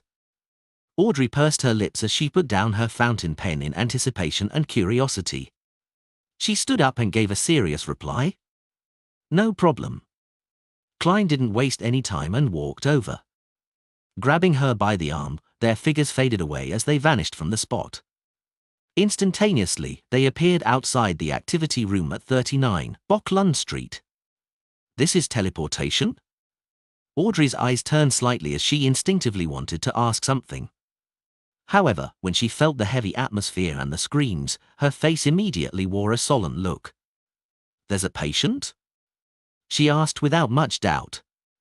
It's really easy to talk to a spectator. There's no need for much explanation. Klein tersely acknowledged and said, yes, she encountered a supernatural incident and suffered a terrible fright. She's on the brink of losing control. Do you have the means to not be seen by the people inside? There was no need for him to say his last sentence, as a large-scale illusion was enough to resolve the problem. Furthermore, after receiving the blessings of concealment, ordinary people likely didn't retain much of their corresponding memories. However, after witnessing Adam's powers of invisibility, Klein was rather curious if Miss Justice had such skills at Sequence 6. Mr. World is feeling curious. That's really rare. He doesn't seem to be wearing a thick mask and has changed to a thinner one. He's a really good patient who heeds medical advice. Audrey's chin moved slightly as she nodded. Yes. As she spoke, she glanced at German Sparrow, who reached out for the handle and pushed open the door after receiving her response. Member of Parliament Marked and Rihanna completely ignored this beautiful girl as they discussed in a panic about hiring a doctor. As for Hazel, she remained curled in a corner, trembling vigorously like an abandoned baby animal. Miss Hazel. As a senior spectator, Audrey didn't have the problem of forgetting others. She observed Hazel's condition and frowned slightly. She turned her head and said to German Sparrow, Mr. Sparrow, can you briefly explain what she encountered? Only with sufficient knowledge can I quickly resolve the problem. Klein was already prepared as he quickly and succinctly explained, she's a beyonder of the Marauder pathway, a student of a demigod who had nefarious thoughts. Her teacher attracted blasphemer Amon's avatar and ended up getting herself killed, her destiny and identity were stolen. As such, Amon infiltrated her family, parasitizing her parents and servants. Just now, while we were eliminating Amon's avatars, she realized that her parents and servants had all turned into Amon. She didn't know that was Amon, but she understood that it was a strange existence. If you have anything you wish to understand at a deeper level, things which do not involve the psychological treatment, you can always ask during the next gathering. Blasphemer Amon? Mr. World and Company have eliminated Amon's avatar again, no avatars? Audrey was somewhat shocked as she instinctively glanced at Marked and Company. She couldn't imagine that they had once been parasitized by Amon and had turned into him. To have everyone parasitized. Audrey recalled Mr. World's words and felt more afraid the more she thought about it. She felt her entire body turn cold as she couldn't help but think of herself if she were in Hazel's shoes. This left her somewhat stifled as she subconsciously cast placate on herself. Is the supernatural world always this cruel and terrifying, or is it just occasionally? After calming down, Audrey muttered softly. She didn't wait for the World German Sparrow's reply, because from what she had seen at the tarot gathering, she knew the answer very well, always. Looking back at Hazel, Audrey walked over, filled with pity. She crouched down and first used placate. Hazel looked up blankly and saw a perfect, flawless face, as well as that pair of emerald-like eyes. At that instant, she seemed to return to the ball of that previous night, having witnessed this lady descend like an angel. She instantly calmed down. She saw ripples rise up in that pair of limpid, green eyes. They were serene, calm, and deep. There's no need to be afraid.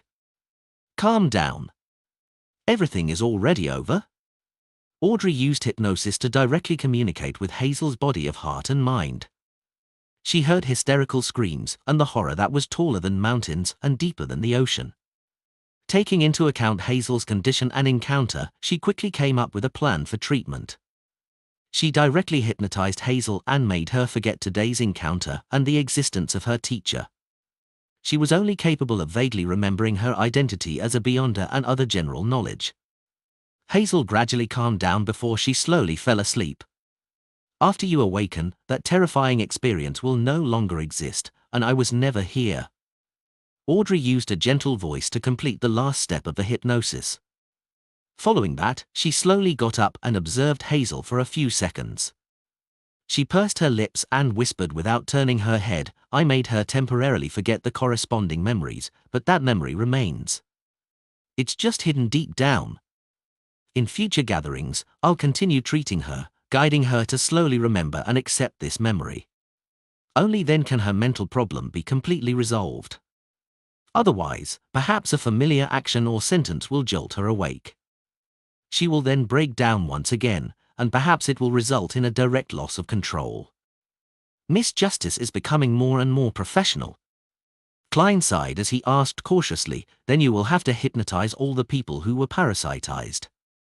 They are not to show any hobbies that don't originally belong to them, like the wearing of monocles. Also, let them pray to the Evemite goddess after 15 minutes to obtain complete cleansing and purification. Audrey nodded with abnormal seriousness. No problem. Klein immediately stood to the side, watching this noble lady cue everyone who had been parasitized in this house with the greatest feelings of pity.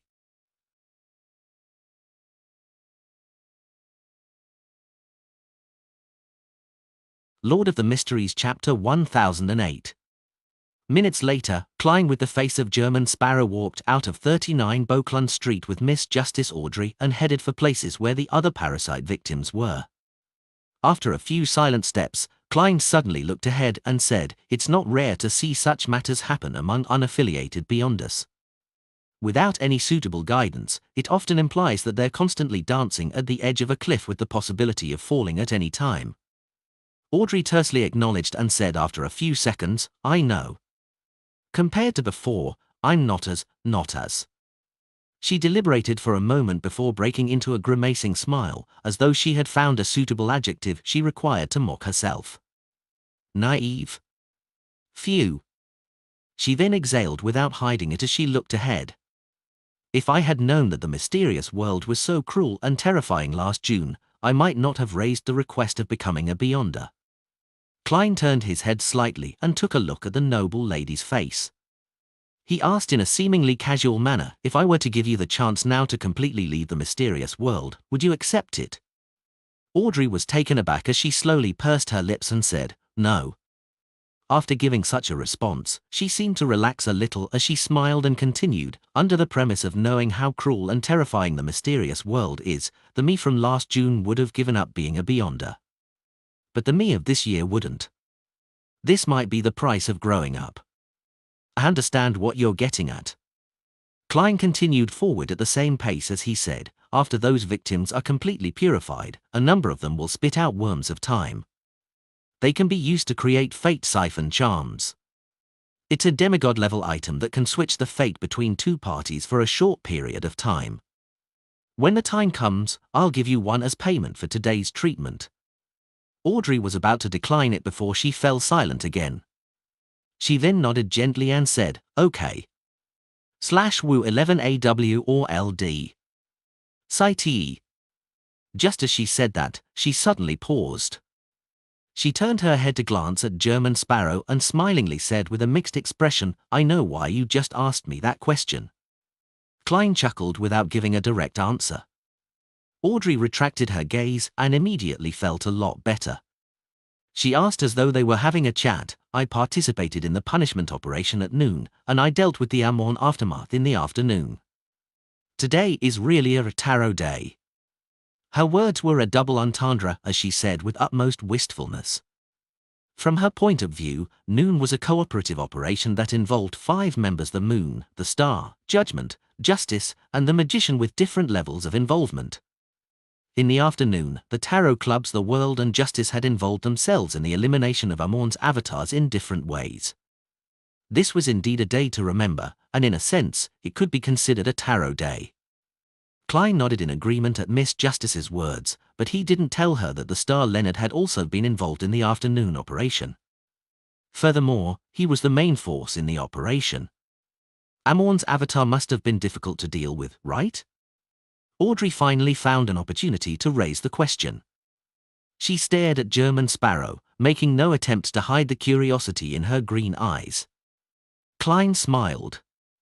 If I had done it alone, you wouldn't be seeing German Sparrow, but Amon here instead.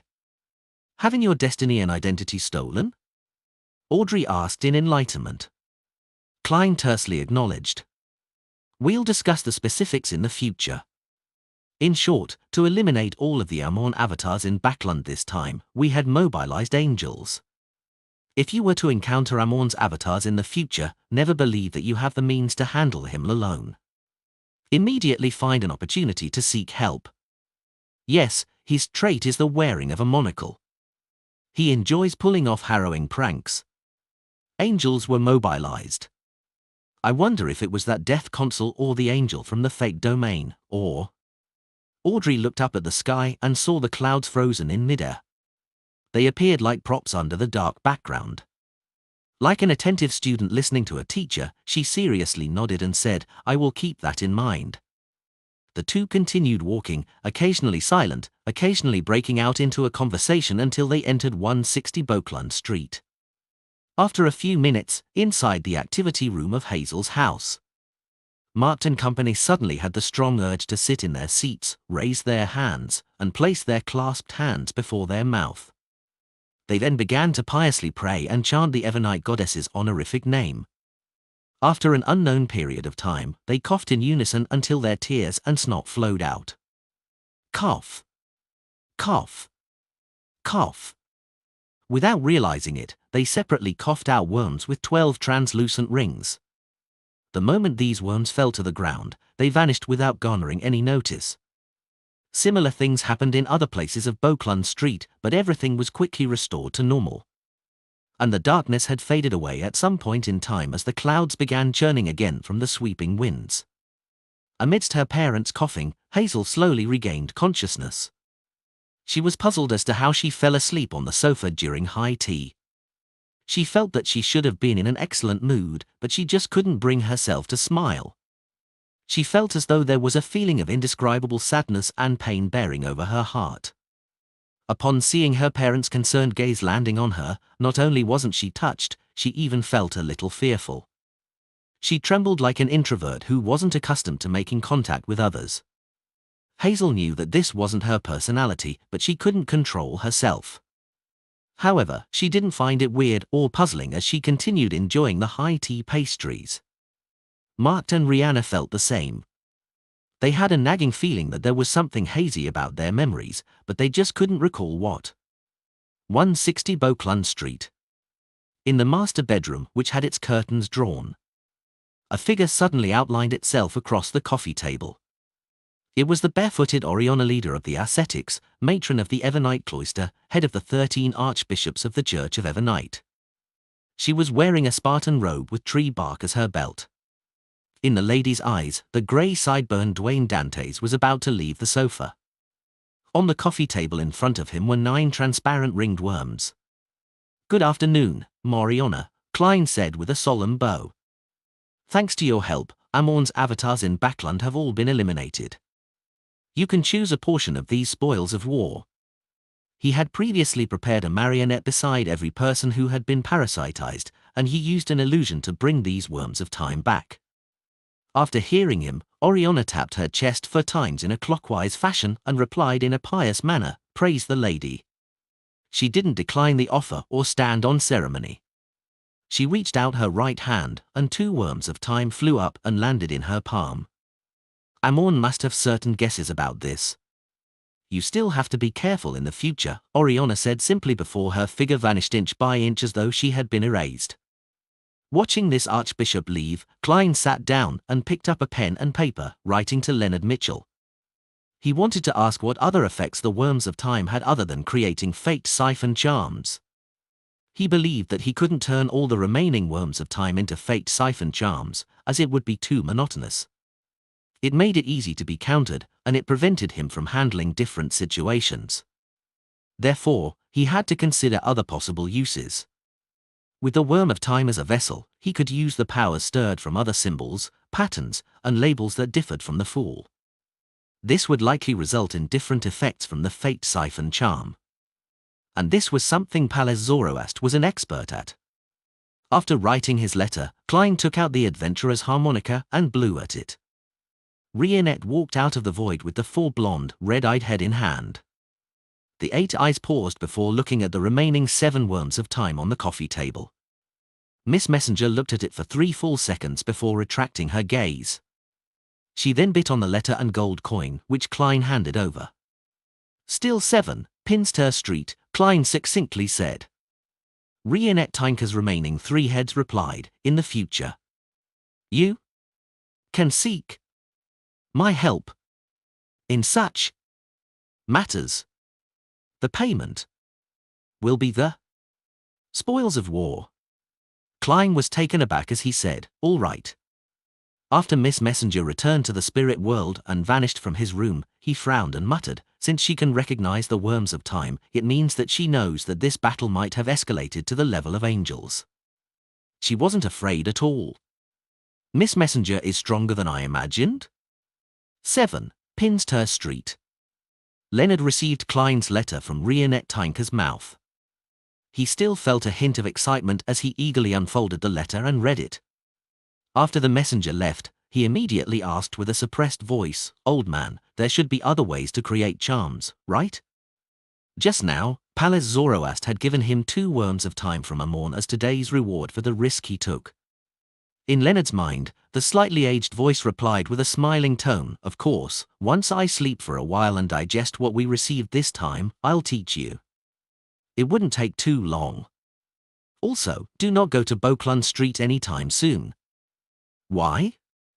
Leonard asked in surprise. Palace Zoroast chuckled and said, "All of Amorn's avatars in Backland have been eliminated, and it is in no way a trivial matter. The number of people who can do that is just a handful. So, do you think he will have some guesses?"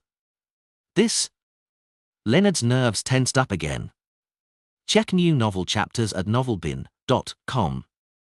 Palace continued, "However, there's no need to be too worried. His true body wouldn't be able to enter Backland, and having recovered quite significantly, I don't have to be too worried about his avatars. In addition, I found a piece of information from Flora Jacob from his memory fragments. Somewhere in Backland hides the treasure of the Jacob family. We shall wait until the end of the year for the gathering. There, we will seek out and cooperate with the other descendants of the Jacob family to excavate that treasure trove to share the items inside. When that happens, even if Amorn gathers a large number of avatars, raising it to almost the level of a sequence 1, there's no way he can truly defeat me. To ensure balance, Dwayne Dantes can also be involved in it." Lord of the Mysteries Chapter 1009. Visit novelbin.com for updates. Leonard immediately felt very relieved when he heard Old Man Palace. He cast his attention back to the angel-level battle that happened in the afternoon and asked rather curiously, "Which Pathways angel does that giant serpent phantom belong to?" Palace Zoroast fell silent for a moment before saying with a sigh, "Snake of Fate. The counselor of the Life School of Thought. A Sequence 1 angel. I never expected him to join them. Counselor of the Life School of Thought? He has also become a blessed of Mr. Fool? The corresponding card is the Wheel of Fortune?" Leonard's eyes widened as he realized that Mr. Fool's faction seemed comparable to the 7 Orthodox churches. It was truly unfathomable. Death Consul. Snake of Fate. Incomplete Messenger. There are 3 angels under Mr. Fool. It's no wonder Klein was able to become a demigod so quickly. Just how long has it been and I've already been embroiled in a battle at the angel level? It's really unimaginable how things will develop in the future. Leonard held the letter and sat on the sofa. He felt another sense of urgency towards digesting his Soul Assurer potion and advancing to Spirit Warlock. He had been busy placating the souls in the Backland region recently, but due to the numerous missions, he was still far from completing them. He couldn't find an excuse or opportunity to visit Tingen City to steal the powers from that drop of the eternal blazing sun's blood. Furthermore, the arrival of Amorn's avatars had been quicker than he had expected. South of the bridge, Rose Street, Harvest Church. Emlyn White, who had changed into a brown priest robe, stood in front of a long table with candle stands. He watched Ernst Boyar working hard at wiping the altar before he raised his right hand and casually pointed. To the side. Left side. That spot's dirty. Ernst Boyar, who also wore the clergyman attire of the Earth Mother, shot an angry look at Emlyn, but he still listened to his instructions and re-wiped the area he hadn't wiped seriously. I know you're very mad. It's how I felt when I learned that you deliberately hid key information from the ancient castle intel you sold me, Emlyn said with a smile, completely unfazed by his glare. Also, I forgot to inform you. I'm also a Viscount. It happened last week. Sanguine Viscounts corresponded to the Moon Pathway Sequence 5 Scarlet Scholar. The advancement ritual required the illumination of the full moon. Apart from that, one had to gather different metals, gems, and beyond a creature blood that represented the different moon phases. It was rather complicated. However, Emlyn had long obtained the promise from the sanguine upper echelons that a free advancement ritual would be held for him. He could advance easily once the full moon came. As for the digestion of potions professor, he had completed digesting it without putting too much effort into it. This was because he often taught commoners who were willing to learn at the Harvest Church to learn about herbs and medicine, and even combinations of some special potions. And apart from usually collecting dolls, researching history, and doing volunteer work at the cathedral, he loved thinking about the different potions and considering how they could be used in different battle situations. You're a Viscount? Ernst Boyar abruptly stood up straight as he wore a flabbergasted look. Among the sanguine, as they were all long-lived, they had quite a huge population. The number of Beyonder characteristics was limited, so advancing was a very difficult endeavor. One had to be in a long line before they had the opportunity to advance. However, Emlyn White had only been a Baron for half a year. Ernst remembered that it took him 6 years to go from Baron to Viscount. This was because his father had suffered an attack from artificial vampires. His passing left him the inheritance. Of course. Emlyn's smug smile grew obvious, but he remained restrained. I obtained a Sequence 5 Beyonder characteristics from artificial vampires. Ernst Boyar looked at Emlyn, momentarily at a loss for words. He felt that he had suffered a heavier blow than needing to do volunteer work at the Harvest Church. Your expression is rather interesting. Emlyn T-scared and said, perhaps one day, you'll have to address me as Lord when I become an Earl. Preposterous. What arrogance. Ernst blurted. I'm already very humble. I didn't mention I would become a duke or even a princeps. How am I to be the Sanguine's messiah without being an angel? Besides, in our tarot club, Mr. World has already advanced to become a demigod. Hermit won't take much longer. This will definitely be a club filled with demigods. Emlyn chortled without arguing with Ernst like he usually would. He took on an attitude that whatever Ernst said was beneath him. Of course, he also understood that the advantage the Sanguine had after the Scarlet Scholar stage no longer existed. Becoming an Earl was in no way easier than an artificial vampire advancing to Shaman King. The digestion of the Scarlet Scholar potion is still relatively simple. All one needs to do is sincerely like the moon, worship the moon, and study the moon. This is what most sanguine do usually, however, the corresponding ritual is in the hands of the demigods. Without their approval, even if I were to obtain a Shaman King Beyonder characteristic from the sun, I won't be able to become an Earl. Emlyn might be arrogant, but he knew very clearly what was required of him subsequently. There were two core powers of Scarlet Scholar. First, it was to create an environment that was advantageous to them. When the enemy wasn't good at spirituality or things related to the spirit world, they could create the effects of the full moon. On the contrary, they would also make the moon vanish if necessary. Second, it was to gain an instantaneous blink and a spectral form state under a certain area of the moon's illumination. Even if they were smashed to bits by an enemy, they could still reform themselves under the moonlight. And the strength of these powers was derived from one's comprehension and research of the moon domain as Scarlet Scholars. As for the strengthening of darkness-related spells, the enhancements of potion effects, and the resistance towards nightmare-like influences, they were just supplementary. Ernst was enraged by Emlyn's attitude. Just as he was about to speak again, he saw the mountain-like half-giant, Utravsky, walk out from behind the cathedral. He hurriedly bent his back and bowed his head as he continued cleaning the altar. Emlyn White also picked up his cloth and the candle stand, wiping its surface with great proficiency. In the silent atmosphere, he thought of something. If he were to leave the Harvest Church now, would the upper echelons of the Sanguine force him to hand over the mystical items and supernatural props he obtained from urns? I really have no reason to reject their request, because some of the items don't belong to urns in the first place. Emlyn thought about it seriously and decided to return to the room later. He would set up a ritual and sacrifice the spoils of war he received to Mr. Fool. When the time came, he could split it with the other members like the Star and Justice. Oath of Rose cannot be sacrificed. It's only one part of the pair. Whoever obtains it will be discovered and identified by the wielder of the other ring. I'll just treat it as a spoil of war. I'll hand it over to Marquis Nibs tonight. I should be able to exchange it for some rewards. As for the rest, I won't participate in the splitting. Emlyn very quickly came up with a plan. As for whether the Sanguine upper echelons would bear a grudge over this, he wasn't too worried.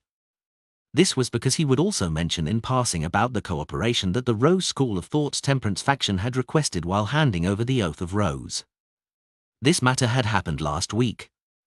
He had planned on informing the Sanguine upper echelon, but in the few mini-gatherings, the Hanged Man had advised him to do so after the punishment operation. It would accentuate his importance and mitigate any anger or resentment. Striking with a stick and offering a carrot? At that moment in time, Emlyn suddenly had a deeper understanding of the suggestion. 160, Boklund Street. Inside Dwayne Dantes' bedroom. The spoils of war received are pretty good. A diamond brooch that can raise one's energy and maintain lucidity while resisting spells that act on the body of heart and mind. A paper figurine that can prevent any fatal damage and psychic piercing. A belt that can produce sun and lightning damage. A wallet that contains more than £300. After receiving the sacrifice and returning to the real world, Klein silently sighed as he sat in front of his study desk. He then took out a transparent maggot. Upon seeing this maggot, he felt his head ache, recalling the pain of having his soul body fracture. This was a worm of spirit that he had fractured from himself. It was to be made into the payment given to Snake of Fatewell or Septin. He already had an idea on how to replicate the item which could briefly allow someone to restore their strength. It was to use the worm of spirit as a vessel and copy the complete symbol from before to garner a response from the mysterious space above the grey fog. For this, the outcome of his divination was that it would be rather successful. That item's true essence is actually one of the powers of the Seer Pathway Sequence 3, Scholar of Yore. To borrow a portion of one's power from one's past self. Responding with the Fool's identity would definitely work.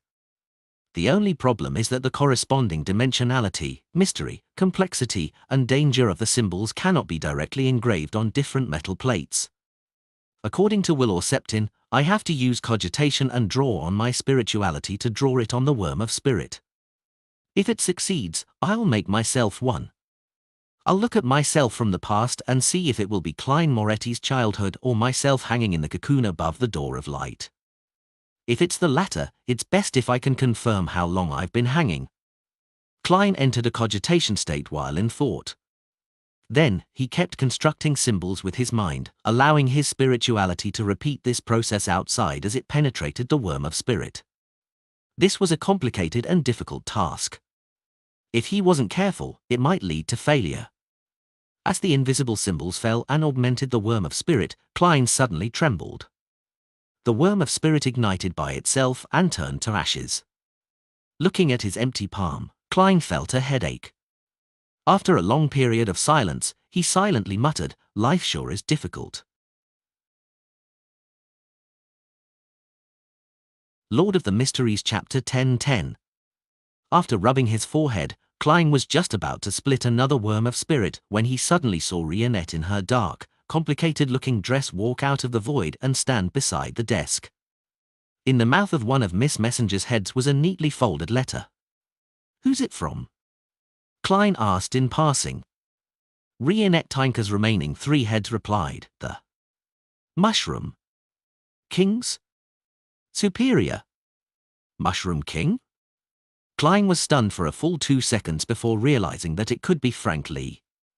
And Frank Lee's superior was Admiral of Stars, Cat Lear. The Mushroom King is Frank Lee? Klein asked in confirmation as he reached out to take the letter. With the 4 blonde, red-eyed heads' hair being held, they were made to bob up and down as though they were nodding. Miss Messenger even gives others nicknames. That's not right. Frank doesn't just specialize in mushrooms. His domains include cows, malt, fish, rose bishops. It's because Frank has had a breakthrough in his mushroom experiments, so Miss Messenger saw a boat full of mushrooms. Klein couldn't help but draw a breath as he hurriedly unfolded the letter. He was worried that the letter was Mhermit's plea for help. Of course, he wasn't too anxious because, at the most critical juncture, an experienced pirate like Admiral of Stars would definitely choose to pray to Mr. Fool. This letter did come from the future's captain, Cat Lear. On it were neatly written words. The Queen has already confirmed the time and place. Wednesday 11 p.m. same place. I've no idea what you said to Frank Lee, but I can tell that he has been very excited recently. He has done many experiments with the artisan. He said that he would be able to produce another phase of results in 3 to 6 months' time. He also made it clear that if he were to obtain the Druid potion, he could save on making many intermediary objects and directly produce the final outcome. All I can say is that I wish you the best. I hope that everything will come to an end before the artisan completely breaks down. He has already begun regretting his faith in the primordial moon. Should I be happy that the securing of the City of Silver's food supply has progressed, or should I be worried about accidents? Klein rubbed his temples and decided to put the matter aside. After all, Mhermit, who was almost about to become a demigod, was watching Frank. If some unexpected development really happened, she would definitely seek help. Phew. Having finally confirmed his meeting with Queen Mystic, he heaved a sigh of relief and flicked his wrist, burning the letter in scarlet-red flames. After watching Miss Messenger leave, he continued splitting a worm of spirit when he suddenly frowned. He felt that the desk and the letter's ashes in the trash can were abnormally off-putting. Subconsciously, Klein got some tissue and wiped the desk before covering the trash can. After doing all of this, he looked at his dirted hands and stood up. He headed for the washroom and turned on the tap. As he washed his hands, he caught sight of the toilet beside him through the corner of his eye. He frowned bit by bit again. Today's cleaning wasn't done well enough. Klein softly muttered and suddenly sensed something wrong with him. Amidst his thoughts, his spiritual intuition quickly explained why he was feeling this way. This was a side effect of using Death Knell. As he had already become a demigod, allowing him to have a qualitative change in his spirit body and attain godhood, the corresponding negative effects had been reduced by more than 90%. The terrifying weakness of germophobia ended up becoming a trait of cleanliness OCD. Likewise, the period of weakness dropped from 6 hours to 1 hour. And the thirst that Death Knell gave him was no longer as obvious. Thankfully. Klein heaved a sigh of relief as he skillfully pulled out the toilet brush from the side. 11 in the evening, above the grey fog, due to Emlyn White's request, all the members who had involved themselves in the punishment operation Justice, the Star, Judgment, the Magician, and the Hanged Man appeared inside the ancient magnificent palace. These are all the spoils of war. Emlyn threw £3,000 that he had just sacrificed in the middle of the table and explained, one of the mystical items was Oath of Rose. It's a paired ring, allowing the wearers to be able to share their senses and thoughts with one another within a normal-sized city regardless of the distance. It's very valuable, but only one of the rings was acquired. It would spell danger for anyone who takes it. Therefore, I handed it over to the sanguine upper echelons and received £3,000 in return. He originally thought of keeping the £3,000 as his spoils of war, but he decided that it was better to sacrifice it and make it be one of the options. After a pause, Emlyn introduced the other items, listing their uses and negative side effects. He had even added more to the description. Knowledge stemmed from his penchant for sanguine history and some shared by Ernst Boyar under Father Utravsky's watch. He is doing it with the intent of flaunting. Otherwise, with Mr. Moon's character, he wouldn't say so much. Oh, the reason for him being relaxed is due to Mr. Fool's absence. Audrey watched as a bystander without saying which item she wanted. Alger glanced at the spoils of war and said to Emlyn, "Have you met the sanguine upper echelons? Has the hunting of the key members of the Rose School of Thought been confirmed?" "Pretty much. I've also established contact with a member from the Temperance faction. However, he wishes to carry out the operation after September." Emlyn didn't hide the truth, believing that Mr. Hanged Man could provide useful pointers. Indeed, Alger nodded and asked, "It has to be after September. This means that they are waiting for something that will drastically change the situation." Klein, who was waiting for the mini-gathering to end somewhere else in the ancient palace, suspected that it had something to do with Miss Sharon's advancement when he heard that. According to Miss Sharon, she should have been able to attempt the demigod ritual in July. Don't tell me that this ritual will last at least a month. If that's the case, it's quite different from the other pathways. Klein had a theory he wasn't too sure about. Possibly. Emlyn thought for a while before agreeing with Mr. Hanged Man's words. Following that, he surveyed the area and said with a smile, "You can begin choosing." Audrey had Mr. World's promised fate siphon charm, and Leonard had obtained the corresponding rewards from Old Man Pallas. They appeared rather calm with the spoils of war offered by the Sanguine Viscount. None of them rushed to speak as they politely waited for the others to go first. In addition, they had either experienced an angel-level battle in person or witnessed the horror brought about by Amorn's avatars. Furthermore, they had confirmed that the Tarot Club contained potent forces, and they were suffering from some level of mental fatigue.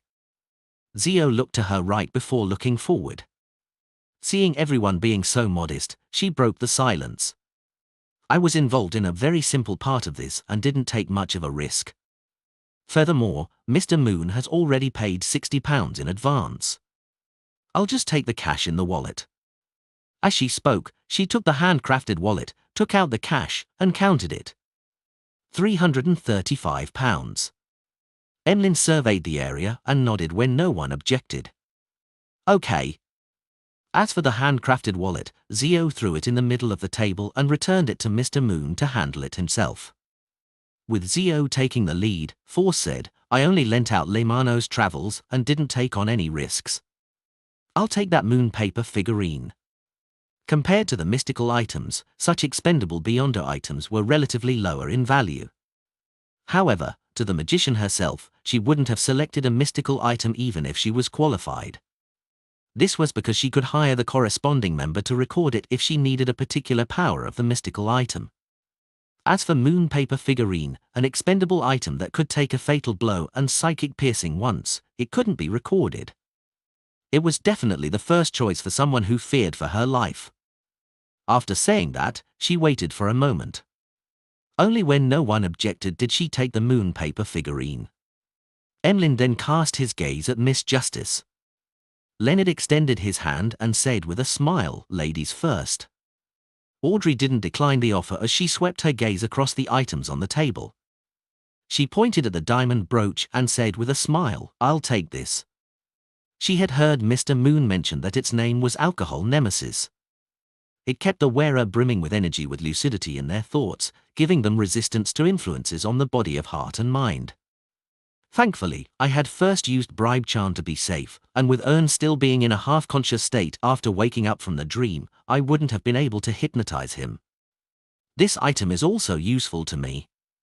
At the very least, it will give me another layer of protection when facing the higher-level members of the Psychology Alchemists. I don't have to worry about the negative effects if I don't always wear it. Audrey thought thankfully as she retracted her gaze from the diamond brooch in satisfaction.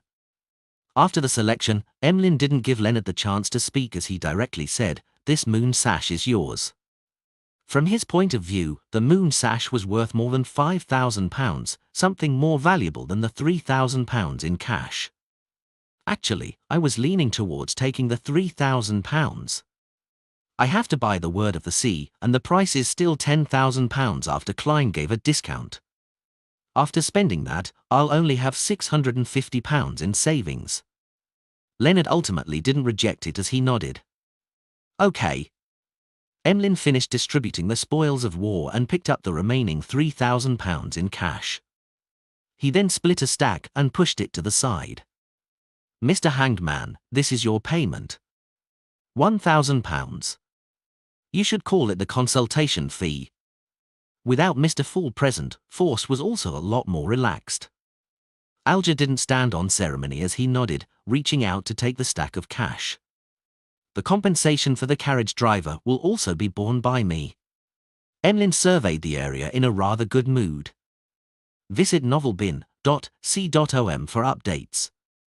11 p.m. on Wednesday, at the south entrance of the Backlund Bridge. A figure quickly phased into existence in the night sky, with one hand on his hat and the other hand by his buttons. He had black hair, brown eyes, and sharp facial features. This strongest adventurer with the cold expression was none other than German Sparrow.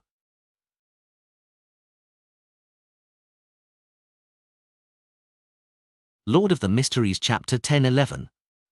It was late at night with the thick clouds concealing the moon. It was dark across the Backlund Bridge. Just as Klein teleported here, he saw green pea vines descend from the sky like a storm that enveloped his surroundings before he could look around. They intertwined and quickly formed a forest. They stacked upwards in layers, making it impossible to see its peak. Klein released his right hand's grip on his top hat and familiarly followed up the path paved by the vines.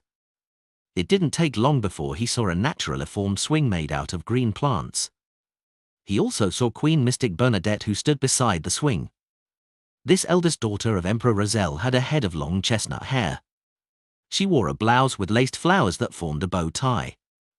She matched it with a grey dress that went past her knees and a pair of Wellington leather boots. She also wore a bonnet with a hanging black fishnet. "You've grown faster than I had imagined." Bernadette's blue eyes behind the black fishnet reflected German Sparrow's figure. Klein replied without any change in expression, "Praise Mr. Fool." As he said that, he inwardly lampooned, "This is what it means to strive to be stronger, relying on oneself rather than on others." Queen Mystic nodded slightly as she said with a gentle but emotionless voice, "I know why you want to see me."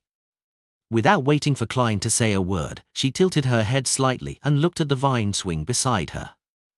She said in a tone as calm as a lake that had countless undercurrents beneath it, "I feel that he hasn't really perished completely." "Does that mean you believe that Emperor Roselle hasn't died completely? He lives somewhere in this world, with a chance for him to return?" Klein didn't expect to hear such a straightforward and sensational words right at the beginning of their conversation. Although he easily controlled his expression, he was somewhat at a loss for a reply. At the same time, he noticed that Bernadette referred to Emperor Roselle as he instead of he. Regardless if they were using ancient Faesac to speak or the normal daily language used in Lun or Intis, they were completely different words. This means that deep down in Queen Mystic's heart, Emperor Roselle isn't an angel, but a father. Klein calmed down his emotions and deliberated before asking, "Why do you have such thoughts?" Bernadette retracted her gaze from the vine swing and said with the same gentle voice, "Towards the final stages of his life, although he was crazy and radical, everything he did had preparations in place. I believe that he must have prepared something for himself. You should know that he attempted to switch pathways in his later years and tried for the vacant Black Emperor throne. This required him to build 9 secret mausoleums in the form of pyramids. After he died in the White Maple Palace, the churches of the Eternal Blazing Sun and Steen jointly found 8 mausoleums and destroyed each one of them. However, the 9th mausoleum remains to be discovered. No one knows where it's hidden. If he had already become Black Emperor, he can definitely awaken inside that mausoleum. If he fails, I believe that there's a possibility of using it for his resurrection." Bernadette's voice softened as she spoke. Towards the end, her voice was ethereal and nearly indiscernible. "You aren't that confident either. It's mostly a kind of hope and expectation." Klein sighed. Suddenly, he recalled the words by King of the Five Seas Nast. Emperor Roselle liked to stand in front of a particular floor-to-ceiling window and look to the west. From Roselle's diary, Klein knew that he had discovered the abyss's entrance in the fog sea west of Intis. There, he had found a primitive island and believed that it was filled with oddities and was worth exploring. Could it be that Emperor Roselle built the last secret mausoleum in the abyss or on that primitive island? Klein thought for a moment before smiling. You seem to understand the Black Emperor pathway very well. He suspected that Emperor Roselle had left the Black Emperor card as a bookmark and had used Bernadette's name in ancient Facehack as the activation incantation because he partially wanted to inform his daughter of the corresponding ritual. In the end, Bernadette had seemingly grasped the information via other means. The lips behind Queen Mystic's fishnet veil produced a slight curl. I've already investigated this matter for more than a century. And to figure out the details, I've suffered the infusion of knowledge from the hidden sage. I can tell that you, and Mr. Fool who's backing you, have a deep understanding of this. I've always been curious why you're so interested in his matters. From the current situation, and in terms of seniority, you could call me uncle. The Emperor and I might very well be roommates who had been hung up for many years. Klein lampooned to relieve his emotional upheavals. However, he replied in a calm tone, you can raise this question to Mr. Fool. He didn't plan on telling Bernadette that the 9th secret mausoleum might be somewhere in the Fog Sea, very likely to be on the primitive island, or in the abyss. It was more suitable for the Fool to answer the question. Queen Mystic wasn't surprised by German Sparrow's response. She cast her gaze west to a certain spot far away. Although he couldn't see Bernadette's gaze, Klein could vaguely sense that this lady was looking at the place where she had her childhood. She was looking at her spiritual home, the home where she could no longer return to. At that moment, in the green vines and deep darkness, there were a lot of subtle emotions and dreams that hid deep in the heart, fermenting. In just a matter of seconds, Queen Mystic retracted her gaze and gently said, after my matters in Backland ends, I'll pass a few pages to Catleya and get her to ask the question on my behalf. Why don't you ask next week? Klein didn't hide his puzzlement. Bernadette calmly replied, I feel that the answer will affect my mood, and a bad mood will result in my failure. A failure because of a bad mood? What sort of matter has such strict requirements? A clash with a demigod of the mind domain? Or perhaps, after she resolves the knots in her heart, will she have the confidence to attempt to become an angel? Klein nodded in thought without pressing. This was a secret of hers, something that it was best not to ask about unless necessary. Queen Mystic then said, when he wrote those few diary pages, I was sitting opposite him. I wanted him to teach me how to interpret and write those symbols. He didn't agree to it and only ruffled my hair. Back then, I was already of age. I can tell that he was worried, apprehensive, and in a difficult position when he wrote those pages. Finally, he told me that if I can really become an important figure of the mysterious world as Zaratul predicted, I must make sure to remember be careful of the spectator. Be careful of the spectator. Klein couldn't help but inwardly repeat Roselle's warning. He believed that the Emperor wouldn't be broadly referring to the beyondness of the spectator pathway. He was definitely pointing to a particular special existence, some special matter, or both. Emperor Roselle was a member of that ancient secret organization. That ancient secret organization's founder and leader is. Klein's eyelids twitched as he didn't dare to think any further, afraid that a particular existence would hear his thoughts. Perhaps there are detailed descriptions on that diary page, he said, hoping to see that diary page as soon as possible. I know. Bernadette nodded. She didn't continue on the topic. After 2 seconds of silence, she said, I should thank Mr. Fool and you on Catleya's behalf. Obtaining the blood of a snake of fate is very helpful towards her future. Although the advancement ritual of a mysticologist doesn't have any requirement on the mythical creature's pathway, the best choice is still the fate pathway. This will make it a lot easier for her when she advances to sequence 3. Why? Klein asked with the mindset of learning new knowledge. After all, it was impossible for a blessed to know everything. Even a true god was incapable of that. Bernadette's eyes turned slightly vacant.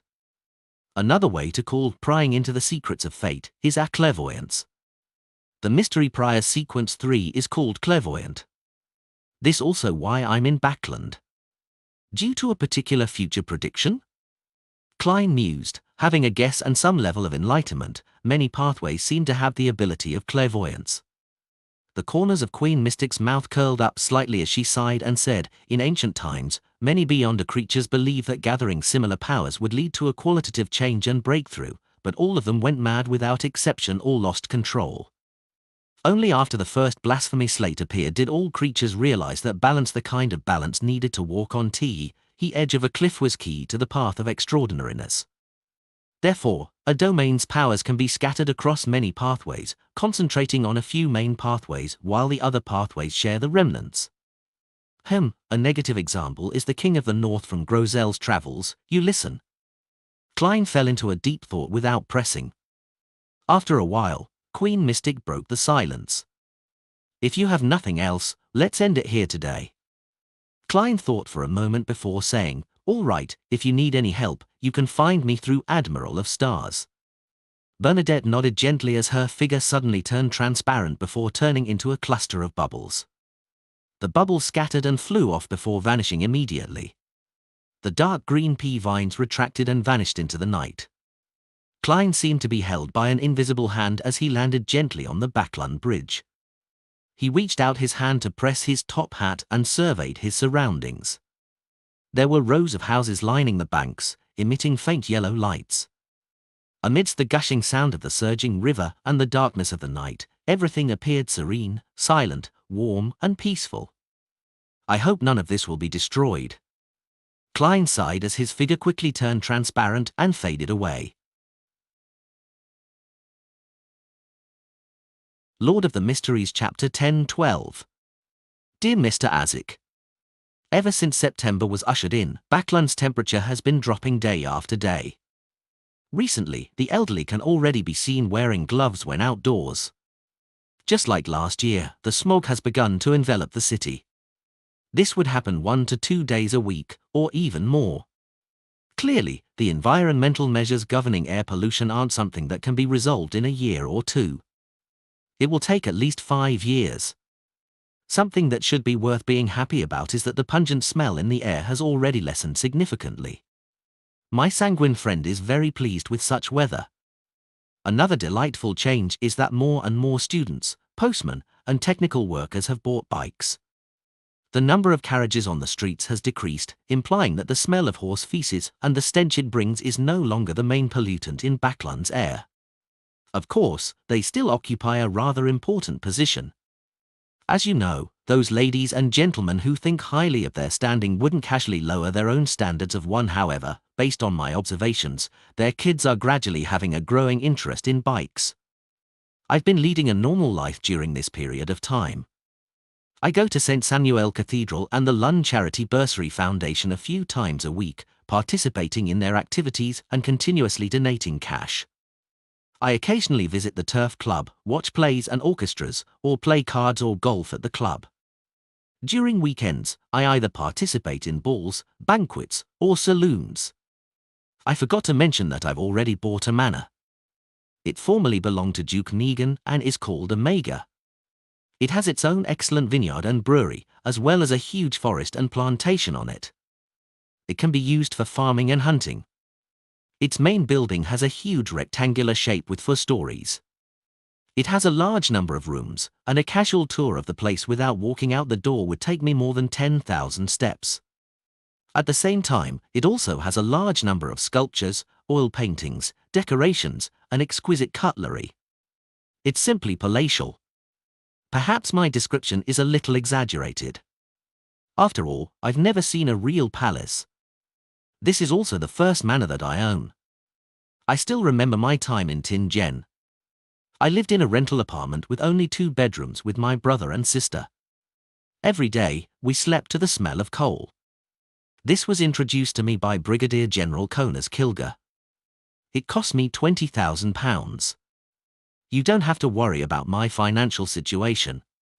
I made a huge sum of money from the southern continent, and I also sold some mystical items. Currently, I still have more than £17,000 in cash and £15,000 worth of gold bars, including various gold coins, soli, and pence. I'm rather satisfied with Mega and have sent my former valet, Richardson, to be the land steward.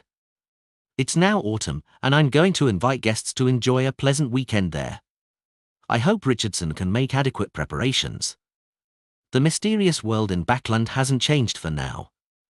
I hope it will continue like this. The magic mirror I previously mentioned to you has been restored to normal. However, it seems to still suffer from post-traumatic stress due to the damage Amon had dealt it. As long as I question it about what happened, it will automatically change the color of its text and give an erroneous answer and repeatedly request me to complement it. It also has different views on leaving the Church of Steam. It seems to have decided to stay a little longer, believing that it would be safer that way. It has even thought of showcasing its danger and become a Grade 1 sealed artifact. I have to say that I'm always surprised with the way it thinks. Thanks to some of its answers, I found a way to create pure darkness. It is to create it with a charm of the Evernight domain that has Dreamworld properties. It's considered a response of the Evemite goddess and is categorized under pure darkness. In addition, after repeated tests, I finally figured out the way to carve the Godhead symbols through cogitation and create the item I want. Upon writing this, Klein, who was sitting on the sofa while using his thigh as his table, stopped writing and rubbed his temples.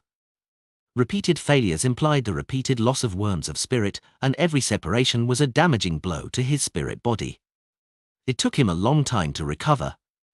Therefore, in order to have redundancies to prevent any accidents, Klein never pushed himself to the limit. After separating 3 or 4 worms of spirit, he would choose to rest for a few days before beginning the engraving process. Such breaks took him this long to master the method and create a finished product. Glancing at the rectangular diamond beside him, he saw layers of complicated symbols that extended into the void from the constantly refracting light. His head felt a little dizzy as though he was witnessing a part of history. I'll call it the yesterday once more charm. Klein retracted his gaze and continued writing. The coastal regions have had another storm brewing. The 2 houses of the kingdom have entered the traditional phase of debating over bills. With the footsteps of the new year approaching and getting louder, it makes me worried for some baffling reason. May you recover quickly and wake up soon. Your eternal student, Klein Moretti. Putting away the pen and folding the letter, Klein blew Azic's copper whistle and summoned the skeleton messenger that stood nearly 4 meters tall. Unlike before, this messenger had only shown its head and 1 arm. The rest were beneath the floorboards on the 2nd floor. This made it appear significantly shorter than Klein. After all, I'm now barely considered a blessed of death. Klein handed the letter to the messenger as he watched it crumble into bones, gushing down into the ground like a waterfall. After doing this, he picked up the yesterday once more charm on the armrest. This was his first successful product, and he planned on using it first. After all, making it again was easy now that he had the experience. As for whether borrowing strength from his historical self posed any dangers, Klein had already performed a divination above the grey fog ahead of time. He believed that if it involved the real fool or the owner of the Door of Light, then he would have the mysterious space above the grey fog to block it for him. And the result of the divination was that it was very safe. After staring at the diamond-like charm for a few seconds, Klein no longer hesitated. He opened his mouth and said a single word in ancient Hermes, history. He had attempted it in the real world and not above the grey fog because he was worried that the mysterious world would sever the connection to the past. Amidst the echoing of the jarring word, Klein injected his spirituality into the yesterday once more charm. Light that appeared like scattered fur lit up, illuminating the surroundings with bright and pure light. Vaguely, a scene flashed past Klein's eyes. It was him dancing leisurely with Daily Simone beside Zangwill's corpse. It was the grey-sideburned and exceedingly handsome Dwayne Dantes. It was German Sparrow pressing down on his top hat while landing on the black tulip thanks to the blessings of the wind. It was the Sherlock Moriarty who struggled during the descent of the meteor. It was Klein Moretti who summoned sunlight when he heard the baby's cry in the Blackthorn Security Company. It was the pale university graduate who raised the revolver and aimed it at his temple. Visit novelbin.c.om for updates. Beyond this, all the scenes vanished. All that was left was the greyish-white fog. And only when the powers of the charm were exhausted did Klein find himself at the end of that fog. Indeed, my transmigration is related to the grey fog, that mysterious space, and that strange door of light. This basically verifies it. I was sleeping in a cocoon in the past, hanging above the door of light. I've no idea how long I was in that state. Compared to his first time seeing the door of light, Klein, who had made the confirmation, remained calm as though he had long expected it. Phew. Next, I'll make 2 yesterday once more charms for Will. This charm isn't of much use to me. I won't be visiting him this week. It will incur suspicion if I feed him ice cream every week. Their maid is already looking at me in an odd way. Also, since I've mastered the cogitation engraving method of the Godhead symbol, I can bring forward the creation of the extraordinary bullets made with the worms of time. Yes, Leonard said that he will be visiting Tingen in the next few days. Let's see if the power of the mutated sun sacred emblem can be stolen. Klein rubbed his forehead and left the sofa. At a previous tarot gathering, Leonard had already informed him of the 4 types of Godhead symbols and magical labels he learned from Palace Zoroast. They came from the Marauder domain, and it was said that one of them was capable of misdirecting the enemy, making them make errors in judgment. Another was to steal 3 beyond the powers that the target had formerly used, beginning with the most recent power. The third would cause the enemy to lose plenty of vitality if the enemy could be affected by it, making them enter an aged state. Finally, one of them could create worms of time that didn't live long. They would secretly parasitize the target's body and allow the charm user to control them. Among the 7 remaining worms of time that Klein had, he had already made 3 into Fate Siphon charms and had given Miss Justice 1 and kept 2. This also meant that he still had 4 worms of time, allowing him to try out each of the 4 effects. Of course, his intuition told him that the chances of a successful product weren't guaranteed. As for Leonard's 2 worms of time, one had been made into a Fate Siphon charm. He had followed the World German Sparrow's instructions to pray to Mr. Fool and had received a reply. The other relied on Palace Zoroast's help to create a parasite charm. After busying himself with a series of tasks, it was evening. Klein had 5 successes and 1 failure. He obtained 2 yesterday once more charms, 1 parasite bullet, a deceit bullet, and a deprivation bullet. The only failure was the aging bullet, seemingly due to the inability to use sufficient powers from the mysterious space above the grey fog. Looking at the 3 similar-looking bullets that were a mix of transparency or translucency, Klein heaved a sigh of relief. He took out Death Knell and loaded the bullet. In the revolver were 3 of his control spirit bullets. After clearing the altar, he walked out of the room and headed for the 2nd floor. Upon entering the dining hall, he said to butler Walter, who was waiting for him, "Invite the guests to a hunting trip over the weekend in the city outskirts using the name list." "Yes, sir." Walter was already prepared for this, remaining stem and serious. Tingen City, 36, Zoutland Street. Leonard got off the carriage as he looked at a newly built building with a mixed expression. He momentarily forgot to enter.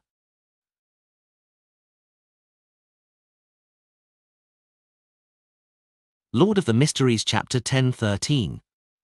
The 36, Zoutland Street of the past was just filled with a cement foundation, with each floor's 2 windows forming the shape of an arch with their covers being shut. It had the architectural traits of post-1300s of the 5th epoch, and the natural lighting wasn't very good. After its reconstruction, the bottom floor had a small sheltered porch with 2 oriel windows that extended to the 2nd floor. The thinner portion of the window frames had a wall and a decorative column that supported a thin stone beam. Above the oriel window was a parapet that connected straight to the 3rd floor. This was a 3-story architectural style that had been made popular in recent years. His thoughts seemingly going adrift, Leonard had a feeling that he had come to the wrong place. After falling into a daze for about 10 seconds, he stepped into 36, Zoutland Street with a silver inlaid cane. Following that, he walked up the stairs, turned around a bend, and saw the black door and vertical signboard, "Visit novelbin.c.com for updates." Blackthorn Security Company. When he arrived, he seemed to gradually find a sense of familiarity. He sped up his pace and pushed open the ajar door. A brown-haired girl who held the Tingen City Honest paper up vertically on the desk moved the papers to the side when she heard the unconcealed footsteps, revealing a smooth forehead, light brown eyes, and a pretty face. "Good afternoon, Roseanne," Leonard greeted somewhat hesitantly. Roseanne first wore a look of surprise before her expression fell. She said in an abnormally cold tone, "Good afternoon. Congratulations on avenging Captain and Klein." Leonard widened his mouth, at a loss for a response. He didn't even press down on his top hat despite his dislike of wearing hats. He forced a smile and nodded slightly.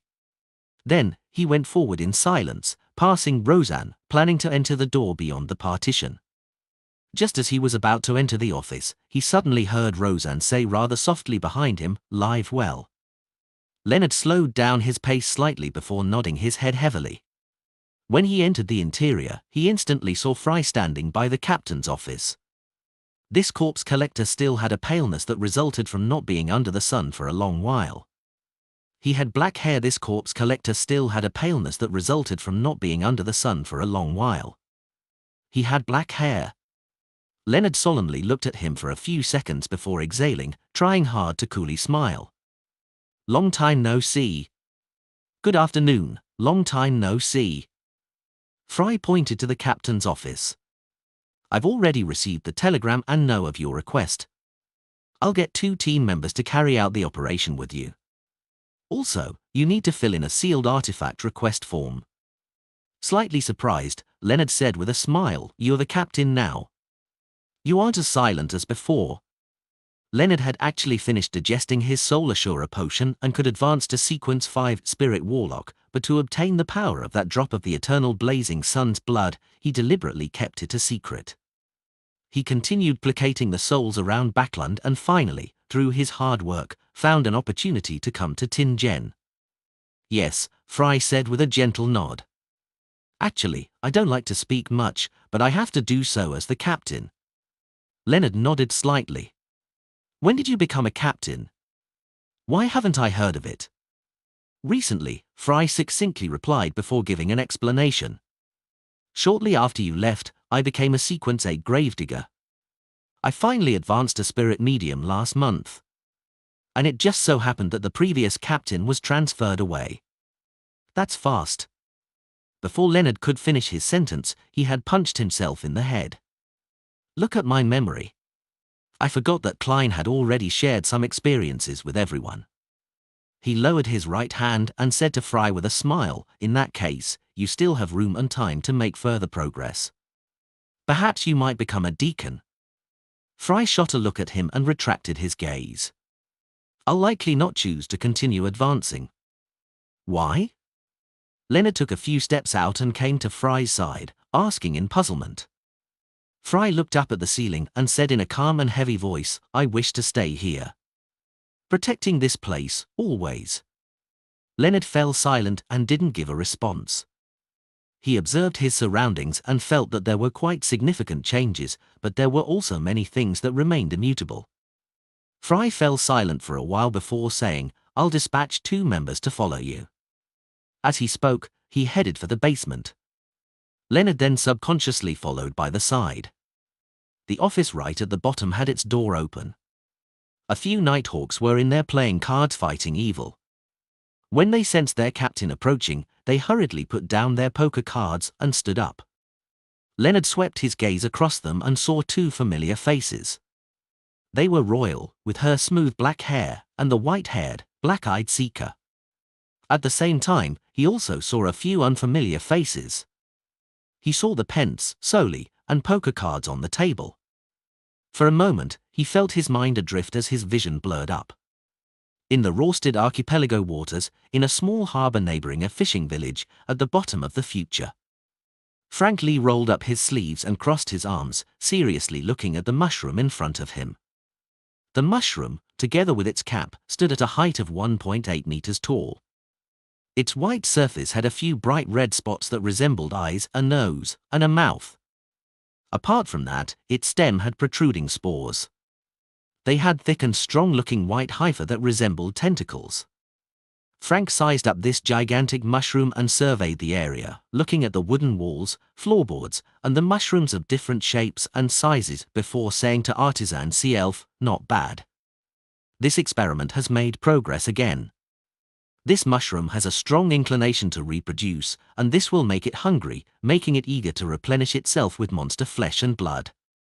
Be it roasting or boiling, these can cease its activity, making it not as dangerous." How does it taste? Didn't you try it? The offspring that it produces have random flavors: beef, fish, and malt. Some are even filled with milk. One of them is enough to satisfy any requirements for breakfast. See, the crew no longer enjoy drinking anymore. There are mushrooms that can be plucked everywhere. I believe that when out in the wilderness, to fill one's stomach, one has to carry dry rations and hunt wild beasts. That's just too troublesome. If we can let our bodies grow mushrooms, wouldn't it save the hassle? Artisan C-Elf was a lot thinner than back when he was in Bayem. His eye sockets were deep and his eyes vacant. They were lacking in life. Upon hearing Frank's words, he seemed to recall something as his body trembled. He silently crouched down and opened his mouth, producing retching noises. "Are you okay? I know it was tough on you." "I'm really grateful for all you've done recently," Frank said sincerely to the artisan. "If it wasn't for you, the mushrooms wouldn't have such a strong inclination towards reproduction. Also, they have obtained abnormally strong vitality under the moonlight, allowing themselves to purify themselves. This effectively eliminated the poison that accumulates from devouring monsters. The only problem is that there's no moonlight in pure darkness. This is the next problem that we need to resolve." C-Elf didn't say a word. After he finished vomiting, he immediately stood up and turned to rush outside. However, a thick and strong white heifer reached out and pulled him back. "I'll return my mystical items to me. I want to die with these mushrooms," he yelled frantically, his voice softening as his mouth was covered. At this moment, green vines rapidly retreated from a certain spot of the fishing village, as though it was growing in reverse. Catlear walked out of it, her eyes dark purple with some silver hints to them. Her ears continued resounding with the illusory ravings of the hidden sage, however, she no longer found it terrifying. She didn't find it unacceptable like before. Wherever she looked, there were countless indescribable figures looking as if they were shadows stacked upon each other, like an invisible gaze that was cast over from an unknown location. Compared to the past, she could already see the unknown existence hidden behind the curtains. She could see the moons high up in the sky that were of different colors. They were either blood red, silver, dark brown, or ghostly blue, resembling eyes that looked down upon the land. Catlear's mind hummed as she hurriedly retracted her gaze, afraid to look further. She had already dissected the snake of fate's blood and completed the ritual. Through that, she had obtained guardhood, becoming a sequence for mysticologist of the mystery prior pathway. However, she remembered the Queen's warning.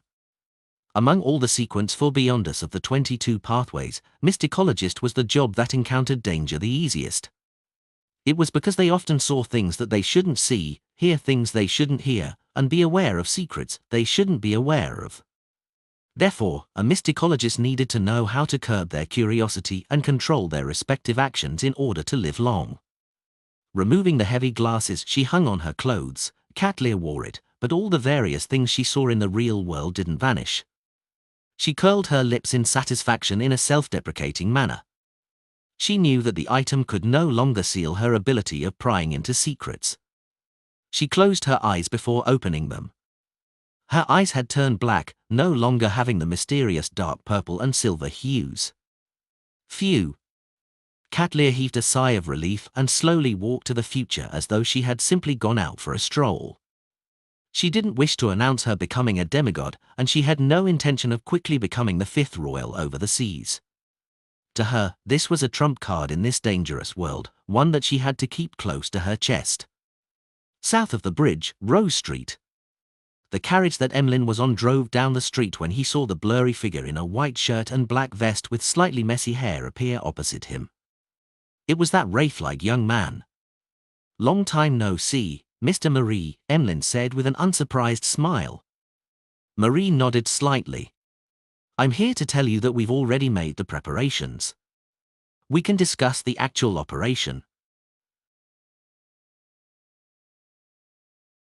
Lord of the Mysteries Chapter 10:14. All right, Emlyn replied very calmly. Marie didn't speak further as his figure vanished. He knew that it was impossible to come up with a specific plan in an instant. Emlyn White had to first seek the opinion of the upper echelons of the Sanguine, therefore, he didn't stay. This might be a chance for me to obtain godhood and become an earl. Emlyn smiled as he watched the wraith, Marie, leave silently. He had yet to digest the Scarlet Scholar Beyonder characteristic. The so-called opportunity to become an earl referred to the promise of obtaining a free ritual and the corresponding potion formula. The carriage continued forward and stopped at the entrance of the Harvest Church. Emlyn looked at the greyish-white fog in the sky with a look of satisfaction, pressed down on his silk top hat, and unhurriedly alighted the carriage before entering the cathedral's door. After changing into his brown priest robe, he picked up a cloth and a pail of water and began seriously wiping the surface of the candle stands. After Father Utravsky, who appeared taller, finished his morning sermon, Emlyn stopped working and grumbled, why was Ernst allowed to return? He only requested to do a month of volunteer work. Father Utravsky wasn't annoyed by Emlyn's repeated question from time to time, appearing extremely patient. Upon thinking of his encounter, Emlyn immediately felt indignant. He couldn't help but mumble, he was forced to do volunteer work, not out of his own accord. He can't be allowed to decide on the period. He needs to serve at least half a year. Father Utravsky replied with a smile, he did well. He worked hard the entire month, guiding the devotees and copying the Bible. I could clearly sense that he had already realized the value of life and the joy of the harvest. Emlyn's facial muscles twitched slightly. Is he Elzono? Is he soon going to become a believer of Earth Mother? No, I didn't force him to change his faith, Father Utravsky said gently. I only taught him the teachings of Earth Mother and to sense the traces and fragments that life brings. I hope that he will recall the home for the soul, the mother's embrace, whenever he feels lost. Emlyn's lips quivered, but he ultimately didn't say a word. He lowered his head and continued wiping. In an apartment in Sherwood Borough.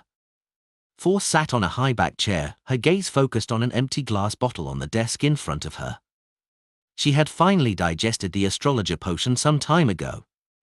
Today, under Zio's watch, she had concocted the Asmon's brain and the ancient race cursed item into the scribe potion. She mustered her courage and drank it. At this moment, she felt her brain rapidly expanding. The grand folds and white matter rapidly increased as her body gradually blurred, separating into individual cells. Those cells formed a halo door that circled her brain. Force subtly heard the familiar ravings, but they were indistinct and blurry, preventing her from identifying the exact words at all. To the experienced her, it didn't affect her in any way. After an unknown period of time, Force finally regained control over her brain and cells and could sense her body's existence. Almost at the same time, a large amount of knowledge resonated in her mind, making her understand how to use the powers of a scribe. The mutated brain reproduced the Beyonder powers used by the target before driving a portion of the Vitoliized cells to form corresponding symbols, patterns, and labels for complete storage. New W Novels updates on November/L/BIN.com. This was I Came, I Saw, I Record, which used one soul as a pen and one spirit body as the paper. At present, I can only record one Beyonder power that has the influence of godhood. The higher the target sequence, the higher the chances of my failure. Even targeted at sequence 4, one might not be able to succeed even once in 10 attempts. I can record 8 sequence 5 and 6 Beyonder powers, and the effects are half of the original. I can record 20 sequence 7 to sequence 9 Beyonder powers with their effects being almost like the original. When the potion is digested further, I'll enjoy an enhancement in all these aspects. Force concluded the knowledge and her experiences before silently muttering to herself. This appeared to overlap with Leymano's travels, but Force felt that no one would ever find having too many Beyonder powers being excessive. Besides, the two were complementary. After all, she could rent Leymano's travels to other Tarot Club members and be paid with Beyonder powers. However, she was unable to rent herself out. At sequence 6, an apprentice finally has sufficient combat strength. Force reigned in her thoughts as she sighed to Zio. She then took a pen and paper and began writing a letter. Dear teacher, I'm very pleased to inform you that I've finally become a scribe. I'm just one step away from my dreams of traveling. After writing a few sentences, she saw Zio stand up and walk towards the door from the corner of her eye. She hurriedly shouted at her, "Hey, shouldn't we head to a restaurant to celebrate?" Zio replied in a stern manner, "Your overflowing spirituality is rather serious. You'll need several days of cogitation to keep it under control. You aren't allowed to smoke or drink. Don't overly indulge yourself in your emotions." After the advice, she added, "I still have commissions to do. I almost have enough to exchange for the judge formula." "All right." Force threw up her hands. After leaving the house, Zio unlocked the chains and got onto a bicycle specially created for youths. She then rode towards Hillston Borough. According to the intelligence she had previously obtained, Viscount Stratford had reserved lunch at a luxurious restaurant. Upon reaching the restaurant, Zio secured the bike to a street lamp and found a secluded corner to observe the people passing by. After an unknown period of time, a carriage drove through the thin fog. There was a coat of arms with a flower and 2 rings engraved on it. Zio's focus intensified as she watched the carriage stop at the restaurant's entrance. She then saw the grizzled Viscount Stratford, who was in his 40s, get off first. He then extended his hand to the passenger behind him like a gentleman. It was a lady draped in a dark red cloak. Zio couldn't see the lady's face and only noticed that the lady's jaw was soft and her skin fair. On the Blue Avenger at the Northern Sonia Sea. Alger Wilson's feet left the ground as he floated behind the window of the captain's cabin. He stared at the deck and distant waves outside. Having already digested a portion of the Ocean Songster potion, he had reported to the Church of Storms 2 weeks ago and had accumulated enough contribution points to obtain a wind-blessed potion and successfully consumed it. This also meant that he was officially a sequence 6. Of course, he had to redigest the wind-blessed potion, but that wasn't too difficult. The biggest problem is that the commotion created from digesting the Ocean Songster is too obvious. I should have bought that Word of the Sea and blamed the singing on it every time. Alger sighed silently, but he didn't feel too much regret. This was because even if he wanted to buy it back then, he didn't have the money for it. Furthermore, he had figured out the way to digest the Ocean Songster potion. I should be able to get the information soon and confirm who that Faceac Navy officer that Mr. Fool wishes to investigate is.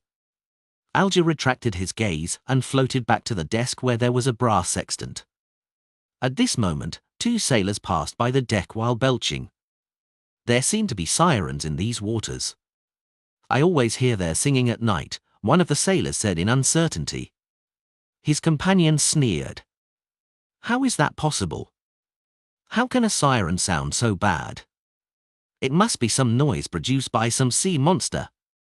City of Silver, in the training field, which wasn't as crowded compared to during daytime. A pile of blue ice was stacked there like a small mountain. Derek didn't bring his weapon with him as he stood empty-handed in front of the mountain of ice, piously praying, "The fool that doesn't belong to this era." After chanting the honorific name and making his request, he looked at the chief of the 6-member council, Colin Iliad, walk towards the ice blocks from afar. Colin, with 2 swords on his back, carried a bottle of light-emitting and hot golden liquid.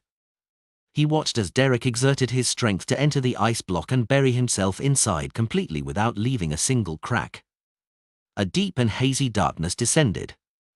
Even with the lightning streaking across the sky, it was unable to illuminate the interior. In the blink of an eye, an indescribable surge appeared as though pairs of eyes were cast over from the depths of the darkness. Colin Iliad could clearly sense that Derek was in a deep slumber. Even though Derek was being frozen in ice that normally didn't melt and his body was trembling, he didn't wake up. Without any hesitation, he threw the potion bottle ahead of him. A wraith-like transparent figure floated above and enveloped it. This figure passed through the blue ice and came to the cramped space where Derek was.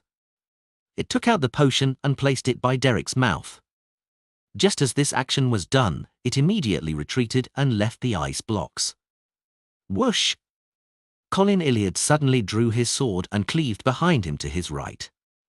A monster, whose rotting body was covered in eyes, burst out into yellow pus. It wasn't known where it came from. At this moment, Colin saw a radiant light emerge from the pile of blue ice. They scattered pure light, with a burning intensity, warmth, brightness, and vitality that was different from the surrounding lightning. This filled Colin's eyes as if the light had come from the Dark Ages. This city of Silver Chief watched intently and was motionless for a long time until another monster emerged from the darkness. In the ancient palace above the fog. Little Sun is at sequence 5-2. Klein heaved a sigh of relief as he cast his eyes at the crimson star representing the sun and cast it to another star. That signified Miss Justice. Over the past month or so, she had completed many of the Psychology Alchemist's missions and had exchanged her contribution for the Dreamwalker's potion formula. This also meant that she was about to meet Havin Rambais again. Lord of the Mysteries Chapter 10-15. Backlund, at the residence of the furniture merchant, Hamprez. Audrey once again met the counselor of the Psychology Alchemists, Havin Rambais. This old gentleman remained warm and elegant, his white but lush hair was neatly combed. His blue, deep eyes seemed to contain infinite knowledge. Upon seeing him, Audrey's eyes wore a vacant look before she came to a realization. It was as though she had finally awoken from a long dream and recovered her lost memories. She wasn't surprised or puzzled by this at all, accepting this fact without any resistance as if it was something very normal. "Good afternoon, Mr. Rambais," Audrey greeted with the etiquette that was flawless. "Read the latest stories on novelbin.com. Rambais nodded slightly and replied with a smile, "Good afternoon, our girl." Over the past month or so, he had gradually adopted the idea that she was the pride of the Psychology Alchemists and the most important girl. Audrey glanced at the diamond brooch at her chest and sat down with a smile, waiting for Havin Rambais to speak. In regard to the cue and guidance, she hadn't been affected at all due to her preparations. At that moment, when she heard Havin Rambais call her that, she wished to ignore everything, etiquette or whatnot, rolling her eyes without being afraid of being exposed. However, she ultimately held back without exposing any problems. Havin Rambais looked at Audrey for a few seconds before saying with the same smile, "You've done well during this period of time. As a reward, we've decided to give you the potion formula for Dreamwalker." As he spoke, he took out a folded piece of paper from his shirt pocket and placed it on the coffee table. He then pushed it towards the noble lady. Audrey pressed down on her skirt and got up slightly. She picked up the piece of paper and unfolded it in front of Havin Rambais. Her gaze first fell on the main ingredients before she quickly skimmed the ritual. Main ingredients: 1 Dreamcatcher's heart, 1 Mind Illusion crystal or a mature mind dragon's complete brain. Ritual: seek out a harpy in the spirit world and sign a contract with it. Then, holding 1 tail feather, consume the potion amidst intense feelings of either joy or anger. As though sensing Audrey's puzzlement, Havin Rambais explained with a smile, "A harpy has the ability to give nightmares. It can snap people awake from their dreams, so the entire ritual's essence is to be immersed in a dream and be unwilling to wake up from it. Get pulled out of the dream via an external force, or else you might sleep forever or lose control and turn into a monster." Audrey nodded in thought. "The requirement to consume the potion amidst intense feelings is to prevent myself from sleeping too soundly and deeply." "Yes, you've already grasped the crux of the matter," Havin Rambais said with a smile. "If you don't know much about the spirit world and can't find a harpy, we can provide some help. If the ritual's essence is for me to wake up from a dream, that means that the harpy isn't necessary. The blessings of Mr. Fool's angel can allow me to remain lucid in dreams. I can wake up whenever I want." Audrey's green eyes darted about and said with looks of anticipation, "I can try it myself first." All right, Havin didn't mind the girl's desire to take risks. He paused and said, "I have another matter for you. If you do it well, we will provide you with all the ingredients of the Dreamwalker potion." "What is it?" Audrey asked without any resistance, just like before. Avin Rambai said with a slightly solemn expression, "Find out the attitudes of your father, Earl Hall, the present Duke Negan, Admiral Amirius, and the other nobles about a relatively major war." War? Audrey repeated the word that she had often heard but found somewhat unfamiliar. She had a vague feeling that ripples had suddenly formed under the surface of a seemingly calm lake. War? Above the grey fog, Klein listened to Miss Justice's prayer and fell into deep thought. He was unable to determine whether the psychology alchemists, Hermes, or maybe even Adam who was lurking behind them welcomed or objected to a war. As for whether the Lun King, the Prime Minister, and a number of nobles and the members of Parliament wanted war, the answer was relatively clear. Last year, the Hanged Man had once asked Miss Justice a similar question. Her answer was that the King and Prime Minister had the tendencies of being warmongers, but they had chosen to first focus on internal reforms and settle the connections over various matters. Now, about a year had passed, and all the policies that had been implemented were on track. In other words, it was time to start a war to snatch back the interests which Lun had lost in East Balam. It's a revolutionary era. The strife between countries are intense, and once war begins, it's unlikely that it can be controlled. Furthermore, Adam, Amon, and the other kings of angels have appeared one after another, have already retrieved key items, or are seeking breakthroughs. A storm is about to descend on the mysterious world, and danger is lurking. Klein sighed and returned to the real world. The next day, he first went to St. Samuel Cathedral to pray according to his schedule and donated tens of pounds. Following that, he went to 22 Phelps Street, planning to participate in some of the business of the Lun Charity Bursary Foundation. The moment he stepped inside, Klein saw Miss Audrey Hall and a few of the foundation staff coming down the stairs and walking towards the door. This noble lady was dressed very simply today. Her hair was tied up into a simple bun, and she wore no other accessories. Her dress was light green in color, and her sleeves had a circle of frills. There were no laces or tassels. "Good morning, Miss Audrey." Klein took off his hat as usual and bowed. He then nodded at the staff and greeted them. After Audrey responded, Klein casually asked, "Where are you going?" He knew that Miss Justice's main role in the foundation was to seek donations from the various ladies and gentlemen in high society. Audrey replied with a faint smile, "Visit the various universities and show some concern to the students we helped previously." Having said that, she blinked her eyes as her smile widened. "Mr. Dantes, do you want to go together? Take a look at the children who had the chance of changing their fates due to your ideas and kindness. Oh, some of them are already young adults." Although Klein had never thought of obtaining anything in return from the Lun Charity Bursary Foundation, he truly wished that these actions could help the target group. Therefore, he was rather concerned about the progress and the actual situation. He nodded with a smile after some hesitation. "I have no way of rejecting such an invitation." The group went out the door, and under Miss Audrey's suggestion, they chose an untracked public carriage. After getting into the carriage, Klein, in a gentlemanly-like manner, let Miss Audrey sit down first. Then, he sat opposite her and asked with a smile, "You seem to be very used to it." Audrey looked at the foundation staff beside her and said with a smile, "It's not the first time. It's impossible for us to take my own carriage every time we head out. They have to use public transportation." Upon saying that, she blushed in embarrassment and said, "The first time I was on a public carriage, I took out notes with £1 face value. The lady who collected the money got me to buy a few copies of newspapers before going back to her. Oh, it's cleaner than I imagined. The smell of the air isn't that unbearable either." Klein nodded slightly and said, "This is because the truly poor are unable to take public transport like this. They'd rather walk. Under normal circumstances, they don't have to head out, nor do they go somewhere too far. Mr. Dantes, you seem to be familiar with such matters?" Although Audrey had guessed the reason, she still asked in front of others. Klein smiled.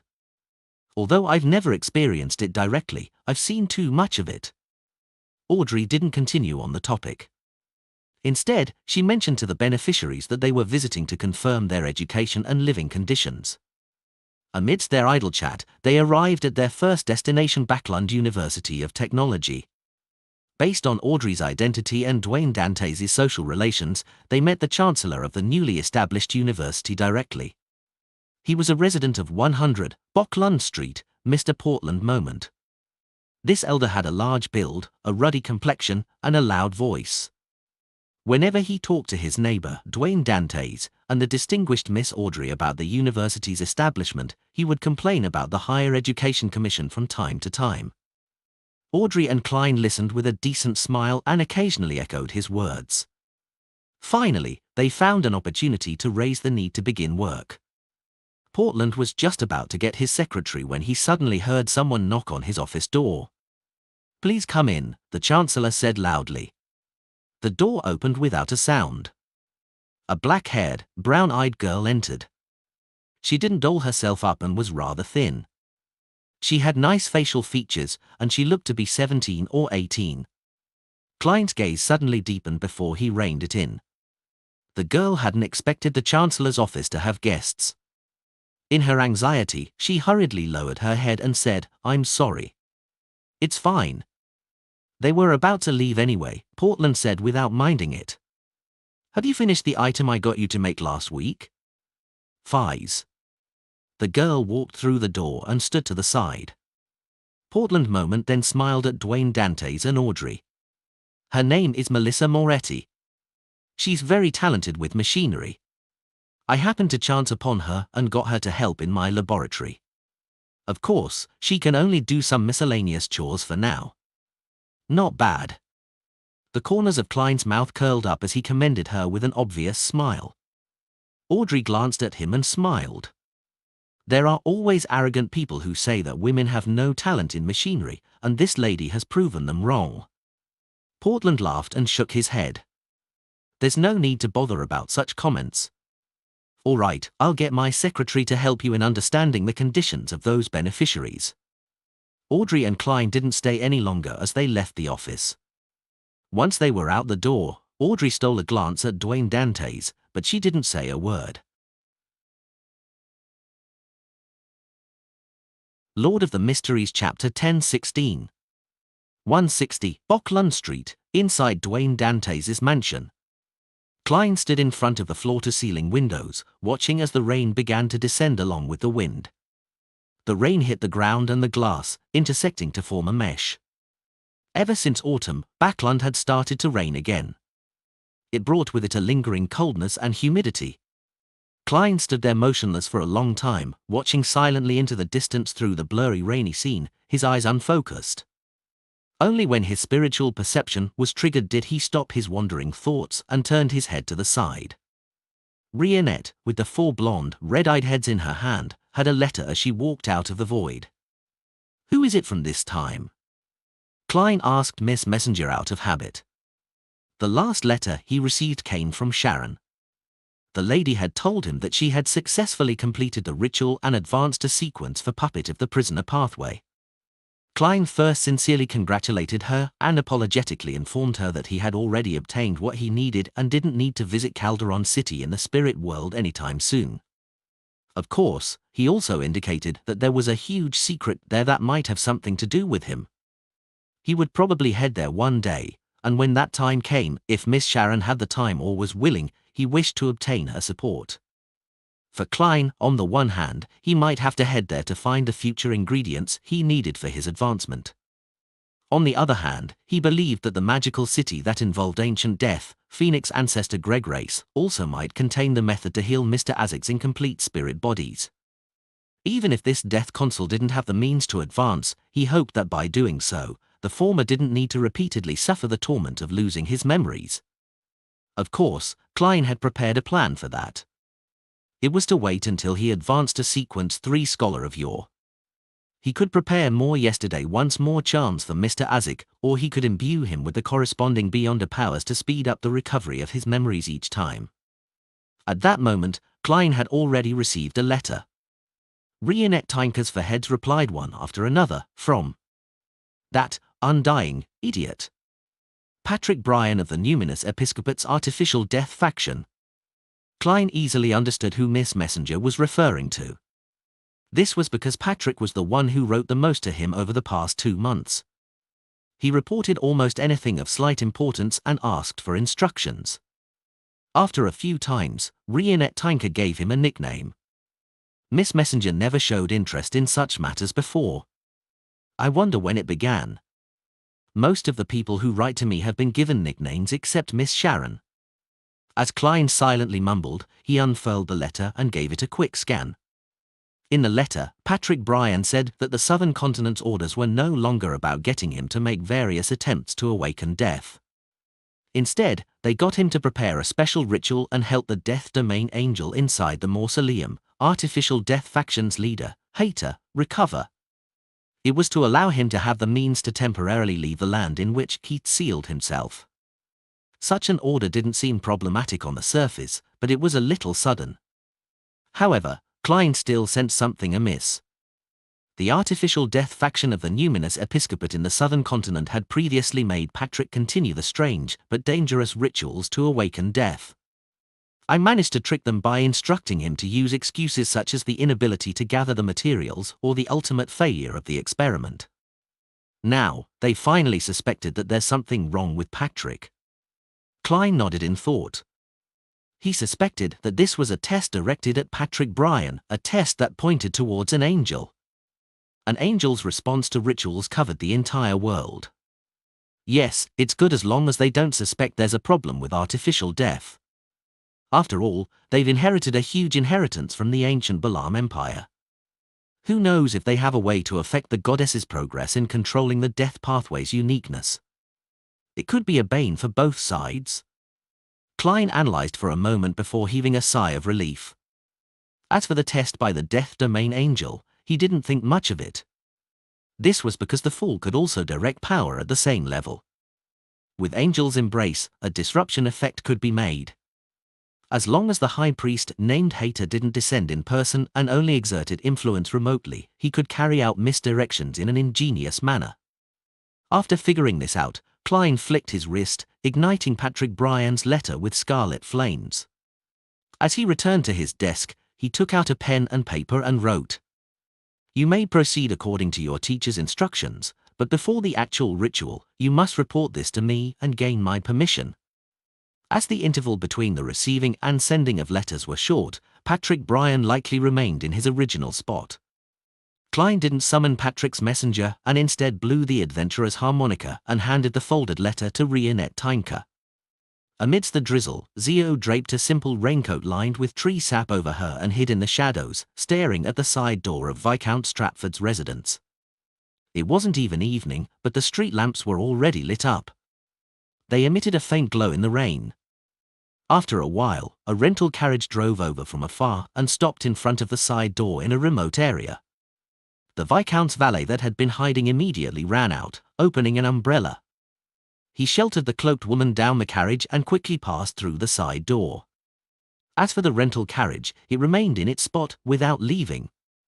It had apparently been paid a sufficient amount of money. Zio still failed to see the woman's appearance, but she wasn't disheartened by it. She patiently waited in the cold rain as though she had turned into a motionless statue.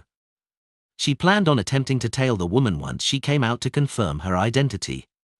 This was both an opportunity for her to obtain the Judge Potion formula, and it was also the reason why she came to Backlund to investigate the truth of her father's death.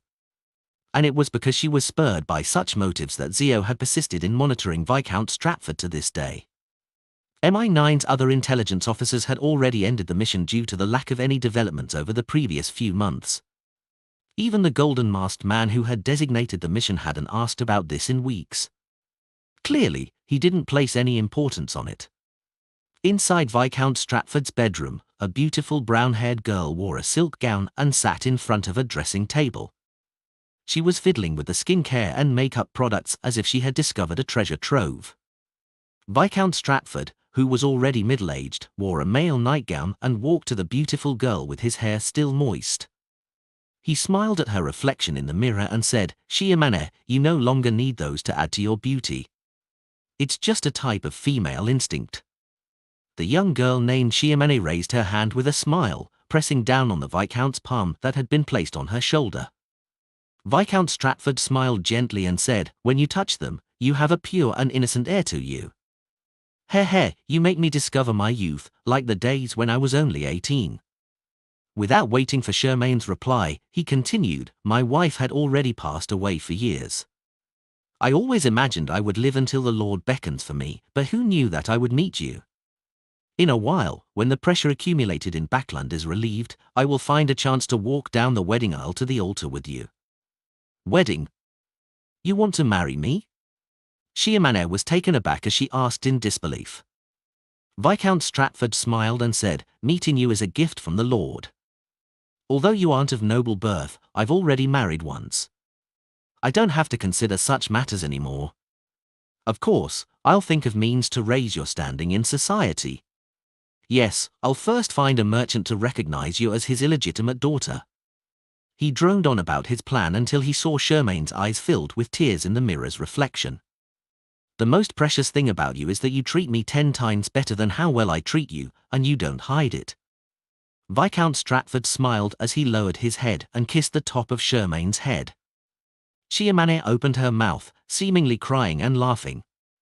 Only when the drizzle stopped and night fell did Zio finally wait for the woman in a dark red cloak walk out and board the carriage. After memorizing the carriage traits, Zio tailed it from afar, using her beyonder powers as a sheriff and the empty streets at night to follow the target simply by walking or running. She went all the way from Empress Borough to the Backland Bridge area. Even with her stamina, she was almost at her limit, but thankfully, the carriage finally came to a stop. Zio brightened up as she switched her target from the carriage to the cloaked woman and continued tailing her. During this process, she was surprised that the woman had very good anti-tracking abilities. She would occasionally take detours and pause using obstacles. However, this didn't stump Zio, since she was already an experienced sheriff. She patiently tailed from afar without coming too close. Check new novel chapters at novelbin.com. Just as she sensed that the woman wasn't too far from her final destination and that she was finally about to catch up to her, she suddenly caught the scent of a sweet, ethereal fragrance. Zio's mind went into a daze amidst the fragrance before she completely lost track of her target. As for the fragrance, it had vanished as though it had never appeared. Zio's pupils widened slightly. She didn't dare to search her surroundings for any traces. Inside a rental apartment, Trissy, with a gentle and sweet face that made one unable to resist looking at her, looked at the mirror reflecting Xiomene and said, "You seem to be in a good mood. How was it?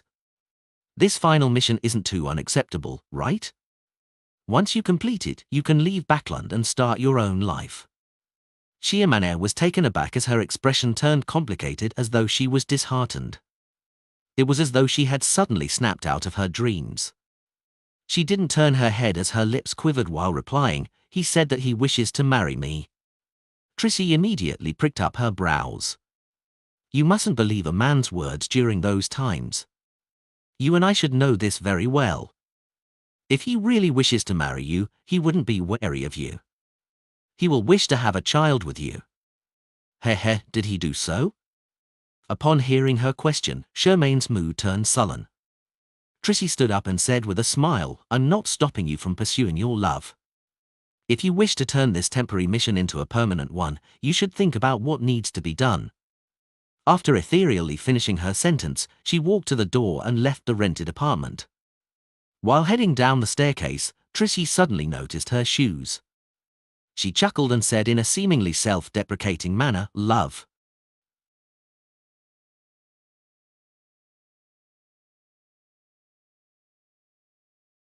Lord of the Mysteries Chapter 1017. Backland, Empress Borough, in the outskirts towards the northwest. This was a place that needed more than an hour via horse carriage. Mega Manor was built by the side of the Tussock River, so it had beautiful scenery around it with flourishing vegetation within its confines.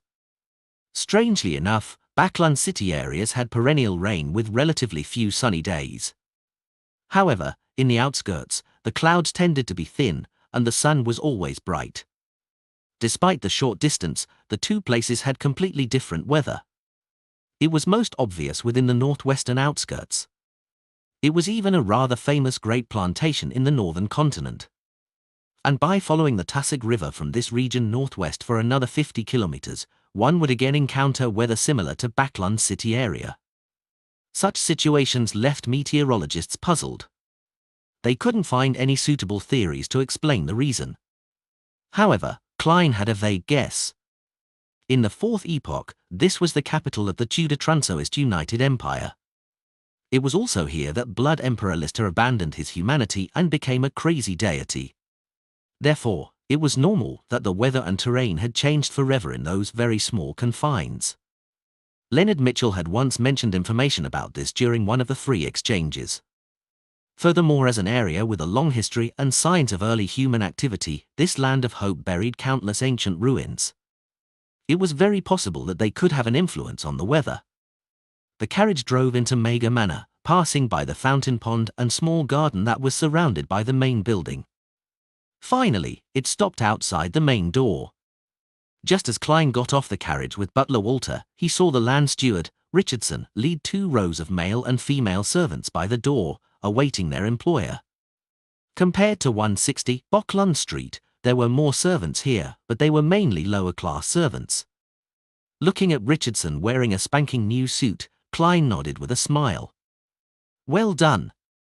Without waiting for Richardson to reply, he took off his hat and handed it along with his cane to his valet, Inunai, while asking, "Have you prepared the activity room for the ladies to chat and for men to play cards in?" "Yes, sir. I've placed poker cards, tarot cards, and some board games. The piano, violins, and other common musical instruments have also been moved inside," Richardson answered eloquently. Klein passed through the door and nodded. "Where's the smoking room for the gentlemen?" "Like the ladies, it's all on the 2nd floor. They're separated by 5 rooms." Richardson didn't need the servants in the manor to remind him. He didn't even need to recall to give an answer. To ensure that his employer's first hunting excursion was flawless, he had taken note of every nitty-gritty detail. Although it exhausted him physically, he was excited mentally. Klein asked about dinner and the guest rooms and confirmed that everything was in place. Before long, he received the first batch of guests after Mega Manor had a change of name, now known as Dante's Manor. Member of Parliament Mark and his family. "This place is much bigger than my Moose Manor." Mark took off his coat with a smile and handed it to a servant while praising, "I've always heard of Mega's wine being of excellent quality, but I've never had the chance of tasting it. I can finally have my curiosity satisfied today. I hope you won't be disappointed." Klein smiled modestly. As a famous area for grape plantations in the northern continent, champagne, red wine, and white wine were considered the finest in Backlund's northwestern outskirts. But with the manor here mainly owned by the nobles, self-brewed alcoholic beverages were typically not sold to the public. Therefore, it was almost unheard of. Only people from high society or those related to them would know of this. Mega was one of the most iconic manors. The wine that it brewed was widely praised by people in the know. Red wine of certain years was even offered at more than £100 a bottle by collectors. However, for Klein to be able to buy this manor for £20,000, he naturally had to agree to certain conditions. All the wine from certain years were to be taken away by Duke Negan's servants. Mark was rather clear about this and didn't expect to drink famous wine commodities. He said with a laugh, "You can open a few bottles and pour a small glass of each for me. Let me decide which of the remaining wine is most spectacular." As a member of high society, he had never tasted the wine of Mega Manor. The reason was simple: he was a member of the new party, and the previous owner, Duke Negan, was the main sponsor of the Conservative Party. "No problem," Klein immediately agreed as his gaze swept across Hazel's face. Compared to July and August, this girl had clearly cheered up. She no longer felt apprehensive when facing strangers. Previously, it was as bad as not willing to participate in any banquets or balls. This made those familiar with her think she was sick. And this was all thanks to Audrey. Whenever she met Dwayne Dantes at the Lund Charity Bursary Foundation, she had mentioned that she had recently met Miss Hazel Mark twice. Such communication didn't seem problematic at first glance since Hazel was a common acquaintance of Audrey and Dante's. Finding a topic about a common friend was common in idle chatter. However, Klein could read Miss Justice's hints and understood that she had met Hazel twice at different balls and banquets and had treated her twice. After getting Mark's family settled in, Klein welcomed the second batch of guests for the weekend hunting trip. Brigadier General Connors Kilger, who had come with a friend that he had previously mentioned. Klein knew this friend, but he didn't know Dwayne Dantes. He was a steam car mogul, Framis Cage. He was one of the main investors of the bicycle project. He had relied on a lawyer suspected to be a beyonder with the lawyer sequence and had bought the 10% shares from Sherlock Moriarty at a cheap price. Since he's related to a lawyer, it can be explained how he's an Earl of the Fallen's friend.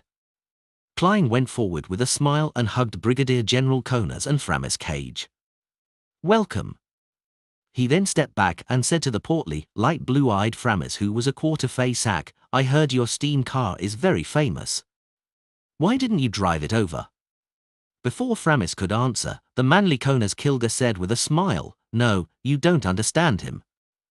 He will never give up the chance to showcase his steam car. However, the car's too heavy. On the way here, it fell into a ditch and couldn't be pulled out. Thankfully, I never believed his claims and rode on a carriage myself, following behind him. Otherwise, he would have had to cover the remaining distance on foot. The main problem is that our roads are terrible. They need to be renovated and rebuilt. They need metal tracks to be paved, just like steam locomotives." Framis retorted and threw his hands up. "I was planning on seeking some investments from you." "Ha ha, we can talk about it later. You were the one who invested in us previously, but now you're asking me for an investment." Only then did Klein realize that he was a rather famous tycoon in the upper class of the kingdom. He had donated shares worth more than £10,000 and had purchased an expensive manor. He had also established connections with the military, so it was obvious he was rich. "But in fact, my current net worth is only 50 to 60,000 gold pounds, perhaps a tenth of Miss Justice's wealth. I wonder when I can really become a tycoon with a net worth of £1 million. Klein thought in a self-deprecating manner. After some thought, he said, "It's fine. I'm very interested in the fusion of machinery and steam. When I'm free, I can take a look at your steam car." "Spectacular," Framis immediately said with a smile. "If I didn't know that you had donated a large sum to the Church of Evernight, I might even think of you as a believer of the god of steam. I've drawn the triangular sacred emblem on my chest in the past after all." Klein didn't continue on this topic, afraid that Connors would discover his intentions. He pointed to the staircase and said, "Why don't you head to the smoking room to try some of the prized cigar collections here?" It wasn't until I bought this manor that I learned that there was a room specially for storing cigars. Its temperature and humidity are maintained, but as you know, I can smoke, but I don't like it. Not bad. Do you have chieftain? Connors Kilger's face suffused a smile. Of course. Klein gave a positive answer. There was only one goal in organizing this hunting trip. It was to hunt this Brigadier General, Deputy Director of MI9. Therefore, he had taken into consideration all his preferences. However, Klein wasn't in a hurry to take action for this hunting trip. This was because he still lacked an understanding of Connors Kilger's actual strength as a hidden demigod. He needed more gatherings and hunts to figure out his preferences, level of alertness, and the items he brought with him. For LL0W current novels on n/o/v/3l/b in.co/m. As a magician, Klein didn't perform unprepared. In an apartment in Sherwood Borough. Force put down the book in her hand and looked at Zio, who was pacing around the activity room. She couldn't help but ask, "What are you troubled about?" Zio shot her a glance and said, "I'm frustrated over whether to inform MI9 about Viscount Stratford's close relationship with an unknown woman, or to keep it from them until there's further development." "Why are you keeping it from them?" Force first asked in return before giving her answer. "Viscount Stratford is related to your father's death, but you normally lack the opportunity or strength to confront him, afraid of being exposed and affecting your mother and brother. And now, he might encounter an accident because of that unknown woman. He's in a relatively easy to deal with state. This is your opportunity, so you're being hesitant, right? Zio fell silent for a moment before saying, yes. Force closed the book, stared at her friend, and said in a serious manner, since you're hesitating, it means you're already inclined towards one option. Zio slowly nodded and said, yes. Force fondled her slightly long curly hair and stood up, extending her right hand, and said, I already know your decision. Well, do you need help? Seeing Zio hesitant to give an answer, she laughed and said, I'm a sequence 6 beyonder. Without waiting for Zio to answer, she looked around. If you're worried, we can still seek additional help. She was implying that they could get help from the members of the Tarot Club. Zio thought about it and exhaled. Not for now. Let's try it first. Let's head out now and continue monitoring Viscount Stratford. Now? Force was taken aback. All right. But before that, let me use the crystal ball to do some astromancy to confirm the level of danger. After some work, she held the pure crystal ball in one hand and said, there's a certain level of danger.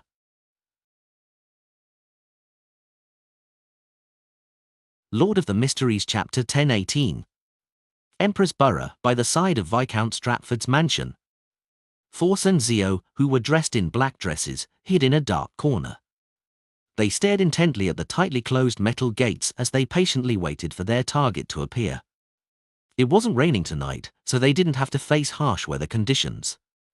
The carriage that remained parked by the side of the street lamps made it clear to them that their patience would be rewarded. It was only a matter of time. After an unknown period of time, the gates produced a heavy metal groan as they slowly opened. A figure in a black cloak appeared with its head bowed. The figure walked to the side of the carriage and nimbly boarded the carriage. Is that her? Force lowered her voice and asked Zio. She didn't have beyonder powers that could restore a target's characteristics from a mere description, and she had never seen her before. Therefore, she couldn't rely on her spiritual intuition or astromancy to make a judgment. Visit novelbin.c.om for updates. Zio nodded in affirmation and said, yes. As they quietly conversed, the rental carriage sped up and left the side gates. Zio immediately left her hiding spot, prepared to use her sheriff's beyonder powers and the physical enhancement that being an interrogator gave her to lock onto her target while jogging. What are you doing? At that moment, Force pressed down on her shoulder, foiling her plans. Track her. Zio looked back at her friend in puzzlement. Force looked at the rental carriage that hadn't completely pulled away from them and asked thoughtfully. Why are you tracking her for? Also, didn't you say that the target has a rather powerful beyonder protecting her once you enter the Backlund Bridge area? That's right. Zio first answered the second question before saying, your question is very odd. The reason you track someone is to determine the target's appearance, identity, and motives. Force retracted her left hand from Zio's shoulder and revealed a smile. Since the target is protected by a rather powerful beyonder, it will be difficult for us to complete the tracking in the Backlund Bridge area. We won't be able to find her residence and figure out her true identity. Do you wish to directly fight her guardian? Although you have me to help, are you certain about that person's strength? How certain are you? Will it be very dangerous? Besides, once the battle begins, it will definitely alarm the target. This is the same as stopping the carriage midway and confronting her directly. It will foil your primary objective. It will alarm Viscount Stratford and prevent him from falling into a predicament that will offer you a chance to take action. If we do it, then there's a possibility of failure, but failure is certain if we do nothing. Zio emphasized that she knew the situation well. All she wanted was to make an attempt and find an opportunity midway.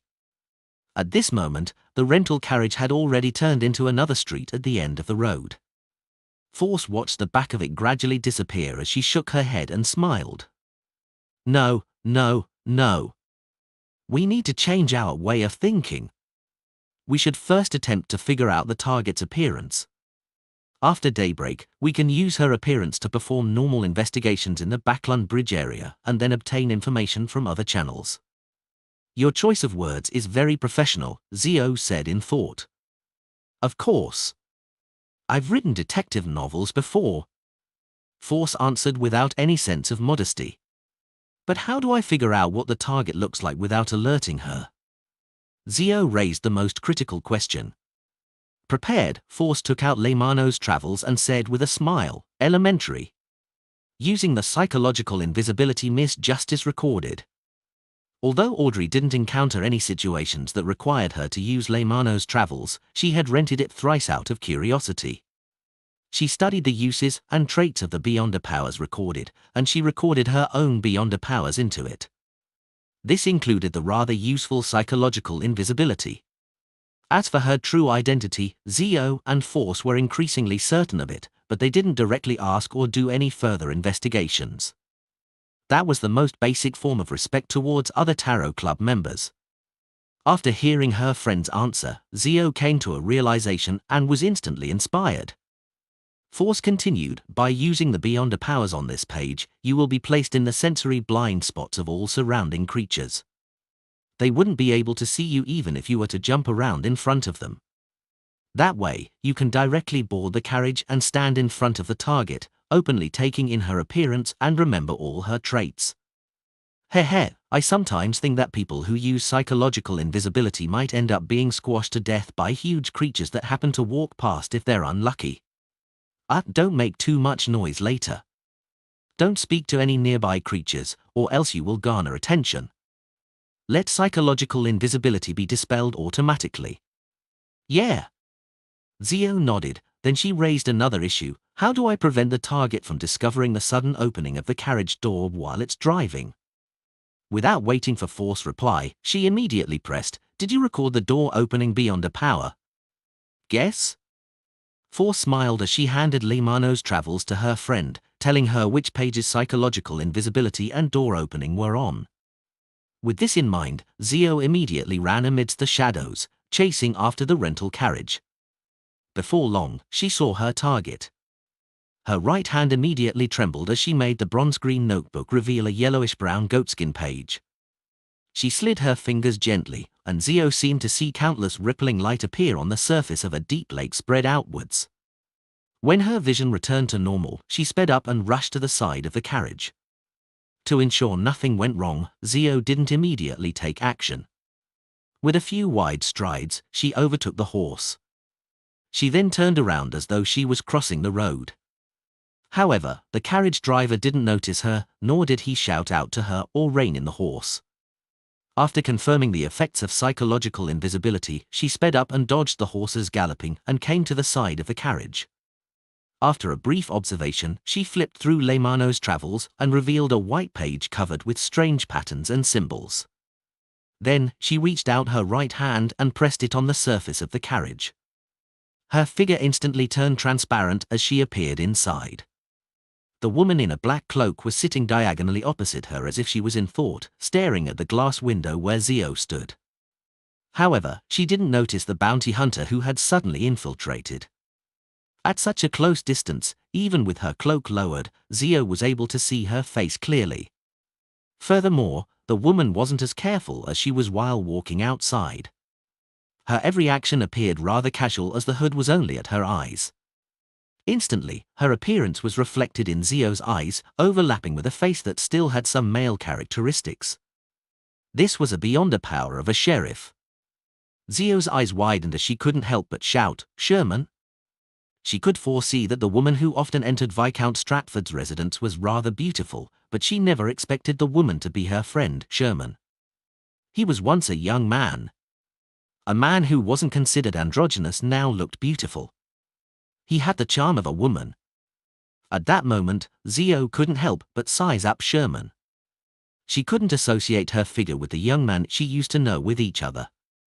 If it wasn't for her sheriff Beyonder powers that allowed her to confirm that the person opposite her was Sherman, Zio definitely would have imagined that she had made a mistake.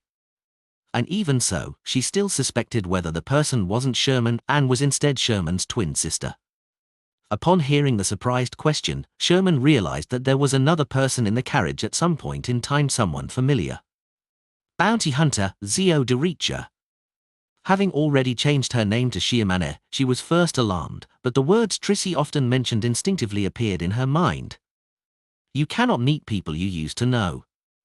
Do you want your husband, your beloved, to know of your former state? Only by completely severing your connections can you be reborn, doing so in order to save yourself. Such words quickly flashed across Charmaine's mind as a terrifying thought emerged in her thoughts. Kill her. This thought seemed to come from a demon in the abyss as it constantly whispered in Charmaine's ear as it resonated in her heart. Kill her. Kill this person who recognized you. Only by doing so can you truly escape the past and not lose the present. Kill her. Shiamane didn't answer Zio's question. Her left hand slowly clenched up while slightly trembling. Zio sensed the intense emotions running through the person opposite her and confirmed that it was Sherman. Immediately, she asked in concern, "How did you become like this? Where have you been all this time? Did you encounter something? Were you hurt?"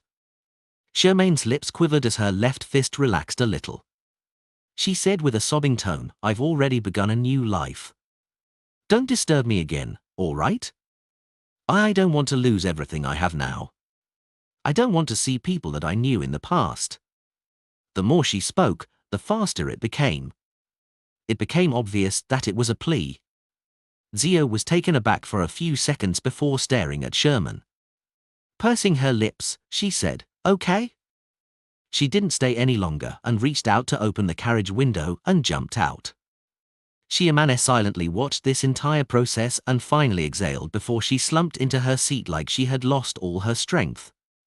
It wasn't easy for her to control the demon in her heart. At this moment, she saw a figure rapidly outline itself out of thin air beside her. The figure wore a black, old-fashioned dress, but it didn't diminish her beauty and disposition. She sat there silently without a word, but it was impossible to not look at her. "Demoness Trissy. Why didn't you kill her?" Trissy asked with a smile, not revealing any gloominess. It was as like an idle chat where she would ask what she had drunk the previous night. "She's one of the few people who didn't ostracize me. She even helped me." Shiamane replied in shock before frowning. "Why are you here?" Trissy smiled and said, "I'm protecting you." Without waiting for Charmaine's answer, she said, "You seemed to be in a good mood when you came out." Shiamane recalled what had happened and bashfully said, "Maybe, perhaps, I have a chance of becoming a mother." As she spoke, she touched her stomach with her right hand. The corner of her lips couldn't help but curl. "I feel him kicking me." Shiamane suddenly froze and blurted, "How could it be so fast?" She wasn't sure if she could get pregnant today. Upon seeing her reaction, Trissy smiled even more charmingly. Lord of the Mysteries Chapter 10:19. How was it? Did you take a good look? Just as Force left the street where Viscount Stratford's mansion was, she saw Zio walk out with a down and vacant expression. Zio nodded hesitantly. "I did." Having said that, she seemed to come to her senses and said in shock, "I know her, no, him." "Him?" Force was confused. Zio habitually observed her surroundings before saying, "His Sherman. The Sherman I told you about."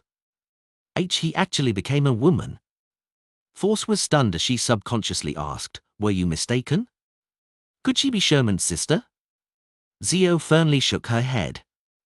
"No, she admitted it herself and even told me not to disturb her. She wants to bid farewell to her past." "But how did he become a woman?"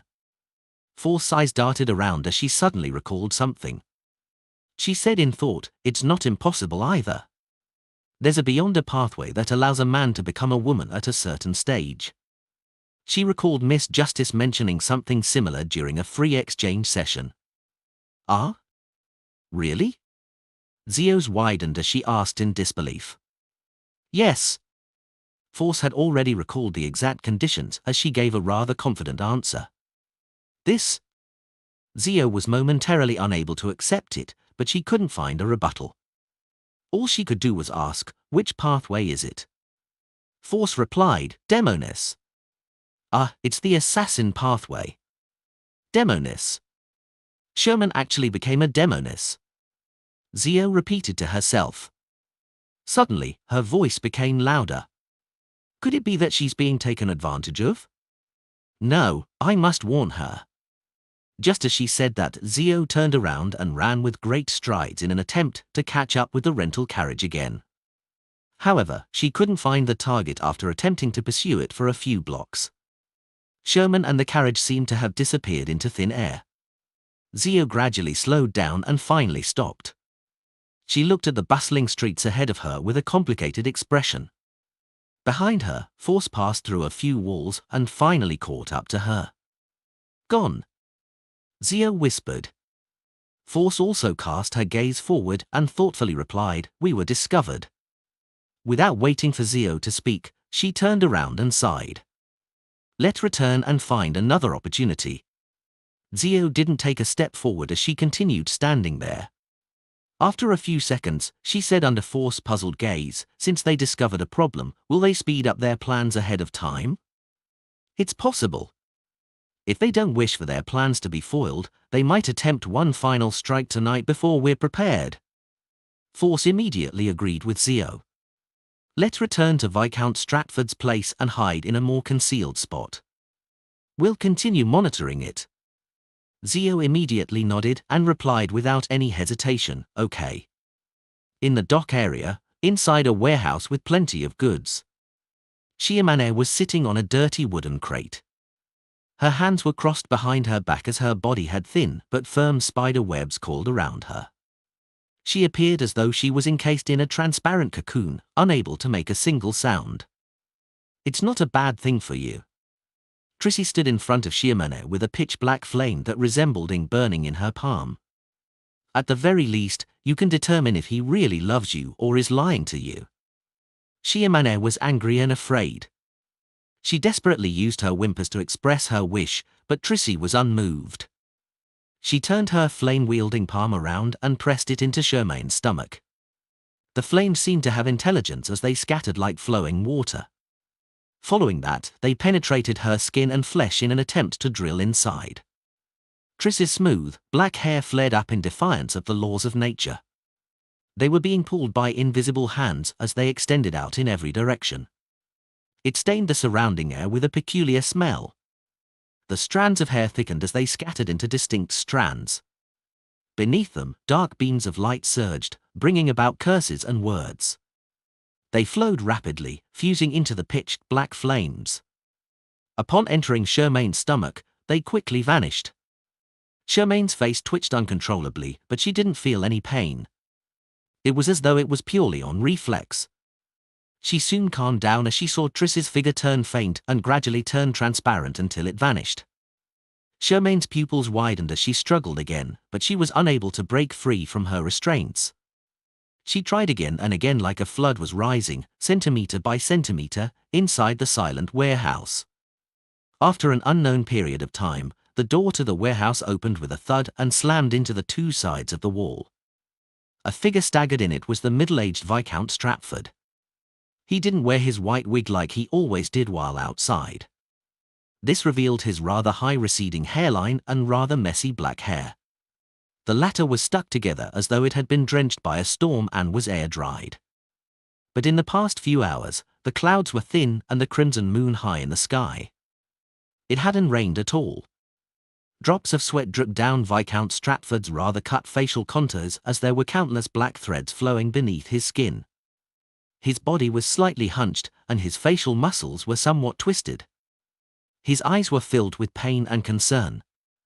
He surveyed the area and was delighted when he found Shiamane. However, he turned anxious as he charged over without much confidence. When Shiamane saw him enter the warehouse, her face lit up as though it was covered in a halo. She then revealed a worried and fearful expression as she attempted to shake her head frantically. However, her neck was held firmly by the spider webs that prevented her movement. She reeled in anxiety, to the point of tears flowing out of her eyes, drop after drop, crystalline and frail. Just as Viscount Stratford was about to reach her, a loud bang suddenly rang out between the two. It was as though there was an invisible wall that separated him from Shiamane, one that couldn't be surpassed. If you wish to break the curse and take her away, you have to answer my question without hiding anything. At this moment, a figure quickly appeared in a corner of the warehouse. Her facial features were charming, forming together into an abnormally sweet look. She resembled the lover that every young lad would fantasize about in his youth. She was none other than Demonis Trissy. Without waiting for Viscount Stratford's response, she raised her right hand and conjured a pitch-black flame. Viscount Stratford's face, hands, neck, and exposed skin instantly turned transparent as they protruded with blood vessels. And in every blood vessel, there was a black flame silently burning as it flowed silently. The pain in Viscount Stratford's eyes immediately reached a peak, but it vanished the next moment. His expression turned extremely cold as a gibing look appeared in his eyes. It was as though the one being cursed wasn't him, but Trissy, who was a distance away. Trissy, who was in the corner of the warehouse, suddenly burst into black flames. Dense, countless spider webs appeared, but they couldn't be lit up. In the blink of an eye, Trissy was like Shiamane, being sealed inside a transparent cocoon. She couldn't move or escape. In a ventilation vent high above the warehouse, a figure appeared. It was a woman whose age wasn't obvious.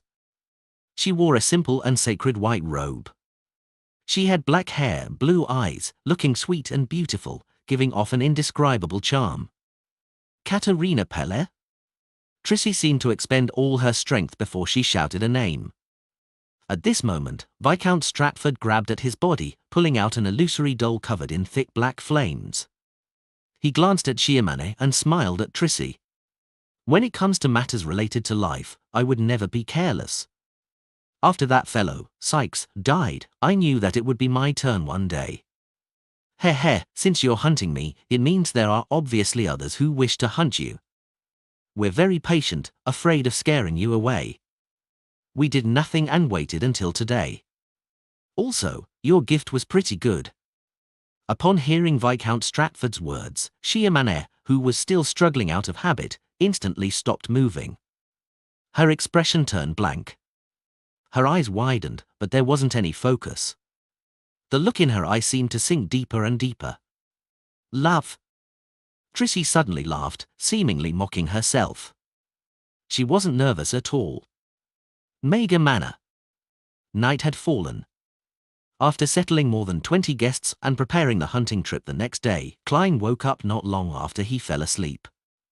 His intuition had been triggered as a scene formed in his mind. Brigadier General Connors Kilger, who was wearing a shirt and pants, had flown out of the guest room's window in secret. He landed outside in complete defiance of the laws of nature. I haven't even taken action. He came here for his own goals.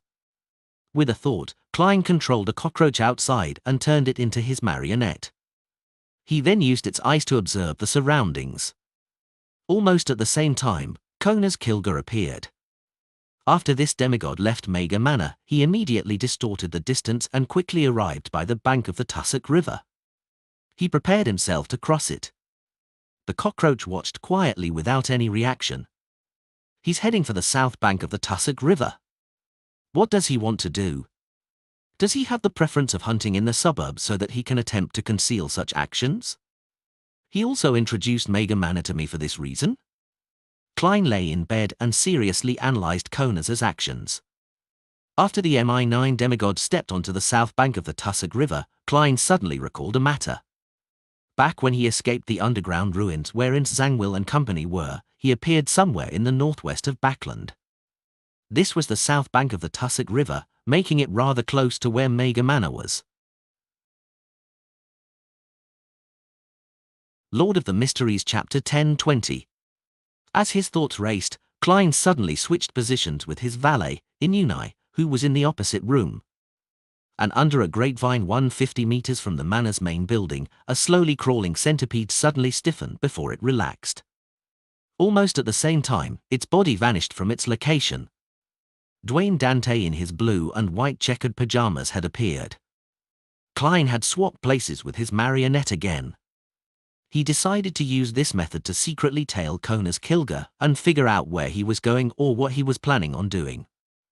Although he could only move 150 meters at a time, and it took 2 to 3 seconds in between moves due to the process of turning the target into a marionette, this was more concealed compared to flaming jump or teleport. It made it difficult for Kona's Kilga to detect him. After all, he was dealing with a demigod. Even in domains where one's spiritual intuition wasn't the best, a demigod wasn't to be underestimated. By the same logic, Klein didn't rely on creeping hunger to hide in the shadows. This was because it was relatively slow even though it concealed him rather well. It was impossible for him to catch up to the demigod. Under the dark night sky, from Mega Manor to the south bank of the Tusset River, the rats, snakes, spiders, fish that were active in that stretch of land stiffened up and turned sluggish. They were converted into marionettes one after another. With their help, Klein constantly moved without causing a stir. Soon, he arrived at the south bank of the Tussock River, and after catching up to Kona's Kilga, he maintained a distance of 1 kilometer. To a Bizarro sorcerer, even if a marionette were to go beyond his range of control, it wouldn't immediately escape from its controlled state or die immediately. Without a Bizarro sorcerer's consciousness as a catalyst, this process was rather slow and needed nearly 10 minutes. Therefore, Klein wasn't worried that he would lose Inuni, who was lying in bed while he did his tailing. As long as he returned within 10 minutes, he could continue controlling his marionette. Silently, Klein followed Kona's Kilga as they went upstream. Passing through the dense forest, they climbed up a mountain beside the bank. At this moment, Kona's Kilga, who wasn't wearing a vest or coat, suddenly stopped. He checked his surroundings and widened the range of his search as though he was trying to claim his territory. Upon seeing this, Klein didn't dare stay any longer. He immediately switched places with his marionettes and retreated repeatedly, pulling away to a distance of nearly 3 kilometers from the deputy director of MI9. At this moment, he gave up control of the marionettes ahead of him. The death of a few bugs wouldn't incur any suspicion. This was all too common in the outskirts and in the forests. King of the Five Seas Nast can create a fighting environment that's favorable for him. Will Kona's Kilga, who's also a Black Emperor pathway demigod, have the ability to demarcate such a region? He can change, boost, and use certain rules and make whoever tails him expose themselves without being able to hide. It's very possible. Klein warily took out a gold coin he placed in his pajama pocket. He ran it through his fingers and flipped it. This time, he deliberately controlled his strength and didn't produce a flicking sound. The gold coin flew up in silence and landed in his palm. Without needing to look down, the gold coin's face was naturally reflected in his mind. It was heads. This meant that the anomaly ahead contained extreme danger. As expected of a demigod. Such abilities sure are enviable. However, do you think you can avoid my tailing? Klein scoffed inwardly and found an abnormally secluded spot and made himself turn into German Sparrow. Following that, he clasped his hands and pressed it to his mouth, whispering, "Blessed of the sea and spirit world, guardian of the Rorsted archipelago, ruler of the undersea creatures, master of tsunamis and storms, the great Calvetua." After praying, Klein immediately took 4 steps counterclockwise and arrived above the grey fog. He sat at the fall seat and beckoned for the bone scepter with blue gems embedded at its tip. Then, with the help of his prayer, he utilized the sea god scepters responding to believers and saw the area around German Sparrow. He then raised his field of view and took in the surrounding area. Using this as the origin, he expanded his vision to 5 nautical miles. This was the limit of what the sea god scepter could observe with the help of its believers. And this way, the area where Kona's Klein had designated one that no object could escape his notice appeared in Klein's vision. In the dock area, inside a warehouse with plenty of goods. Love. After Trissy chuckled, her figure grew faint as though she was bathed in the luster of a lake at night. Check new novel chapters at novelbin.com.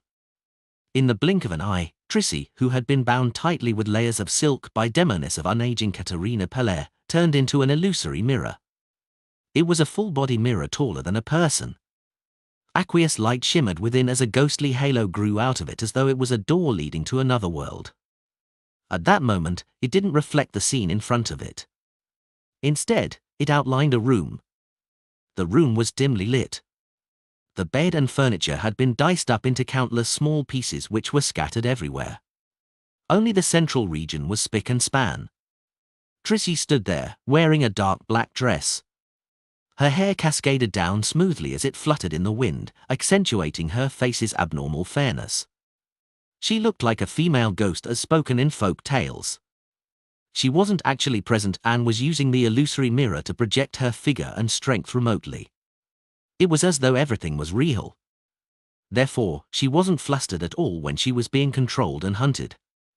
Upon seeing this scene, Katerina Pellet, who wore simple and holy white robes, didn't hesitate to let out a shriek. Invisible waves quickly spread out as her hair flared up, each strand clear and distinct. They were thick and dyed with a greyish-white color. The illusory full-body mirror suddenly vibrated and shook as though it was on the brink of breaking apart. And in the messy room it reflected, the fragments of the bed, desk, and chairs turned greyish-white, losing their luster as though they were rocks.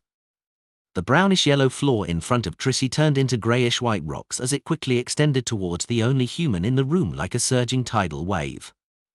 Trissy didn't attempt to resist as she turned around and waved her hand back while leaping towards the open window. In midair, invisible spider webs that belonged to her phased into existence. They turned dark as they spread towards the greyish-white colors. At the same time, the dark and profound full-body mirror produced one crack after another. Amidst illusory shattering sounds, it broke apart and vanished.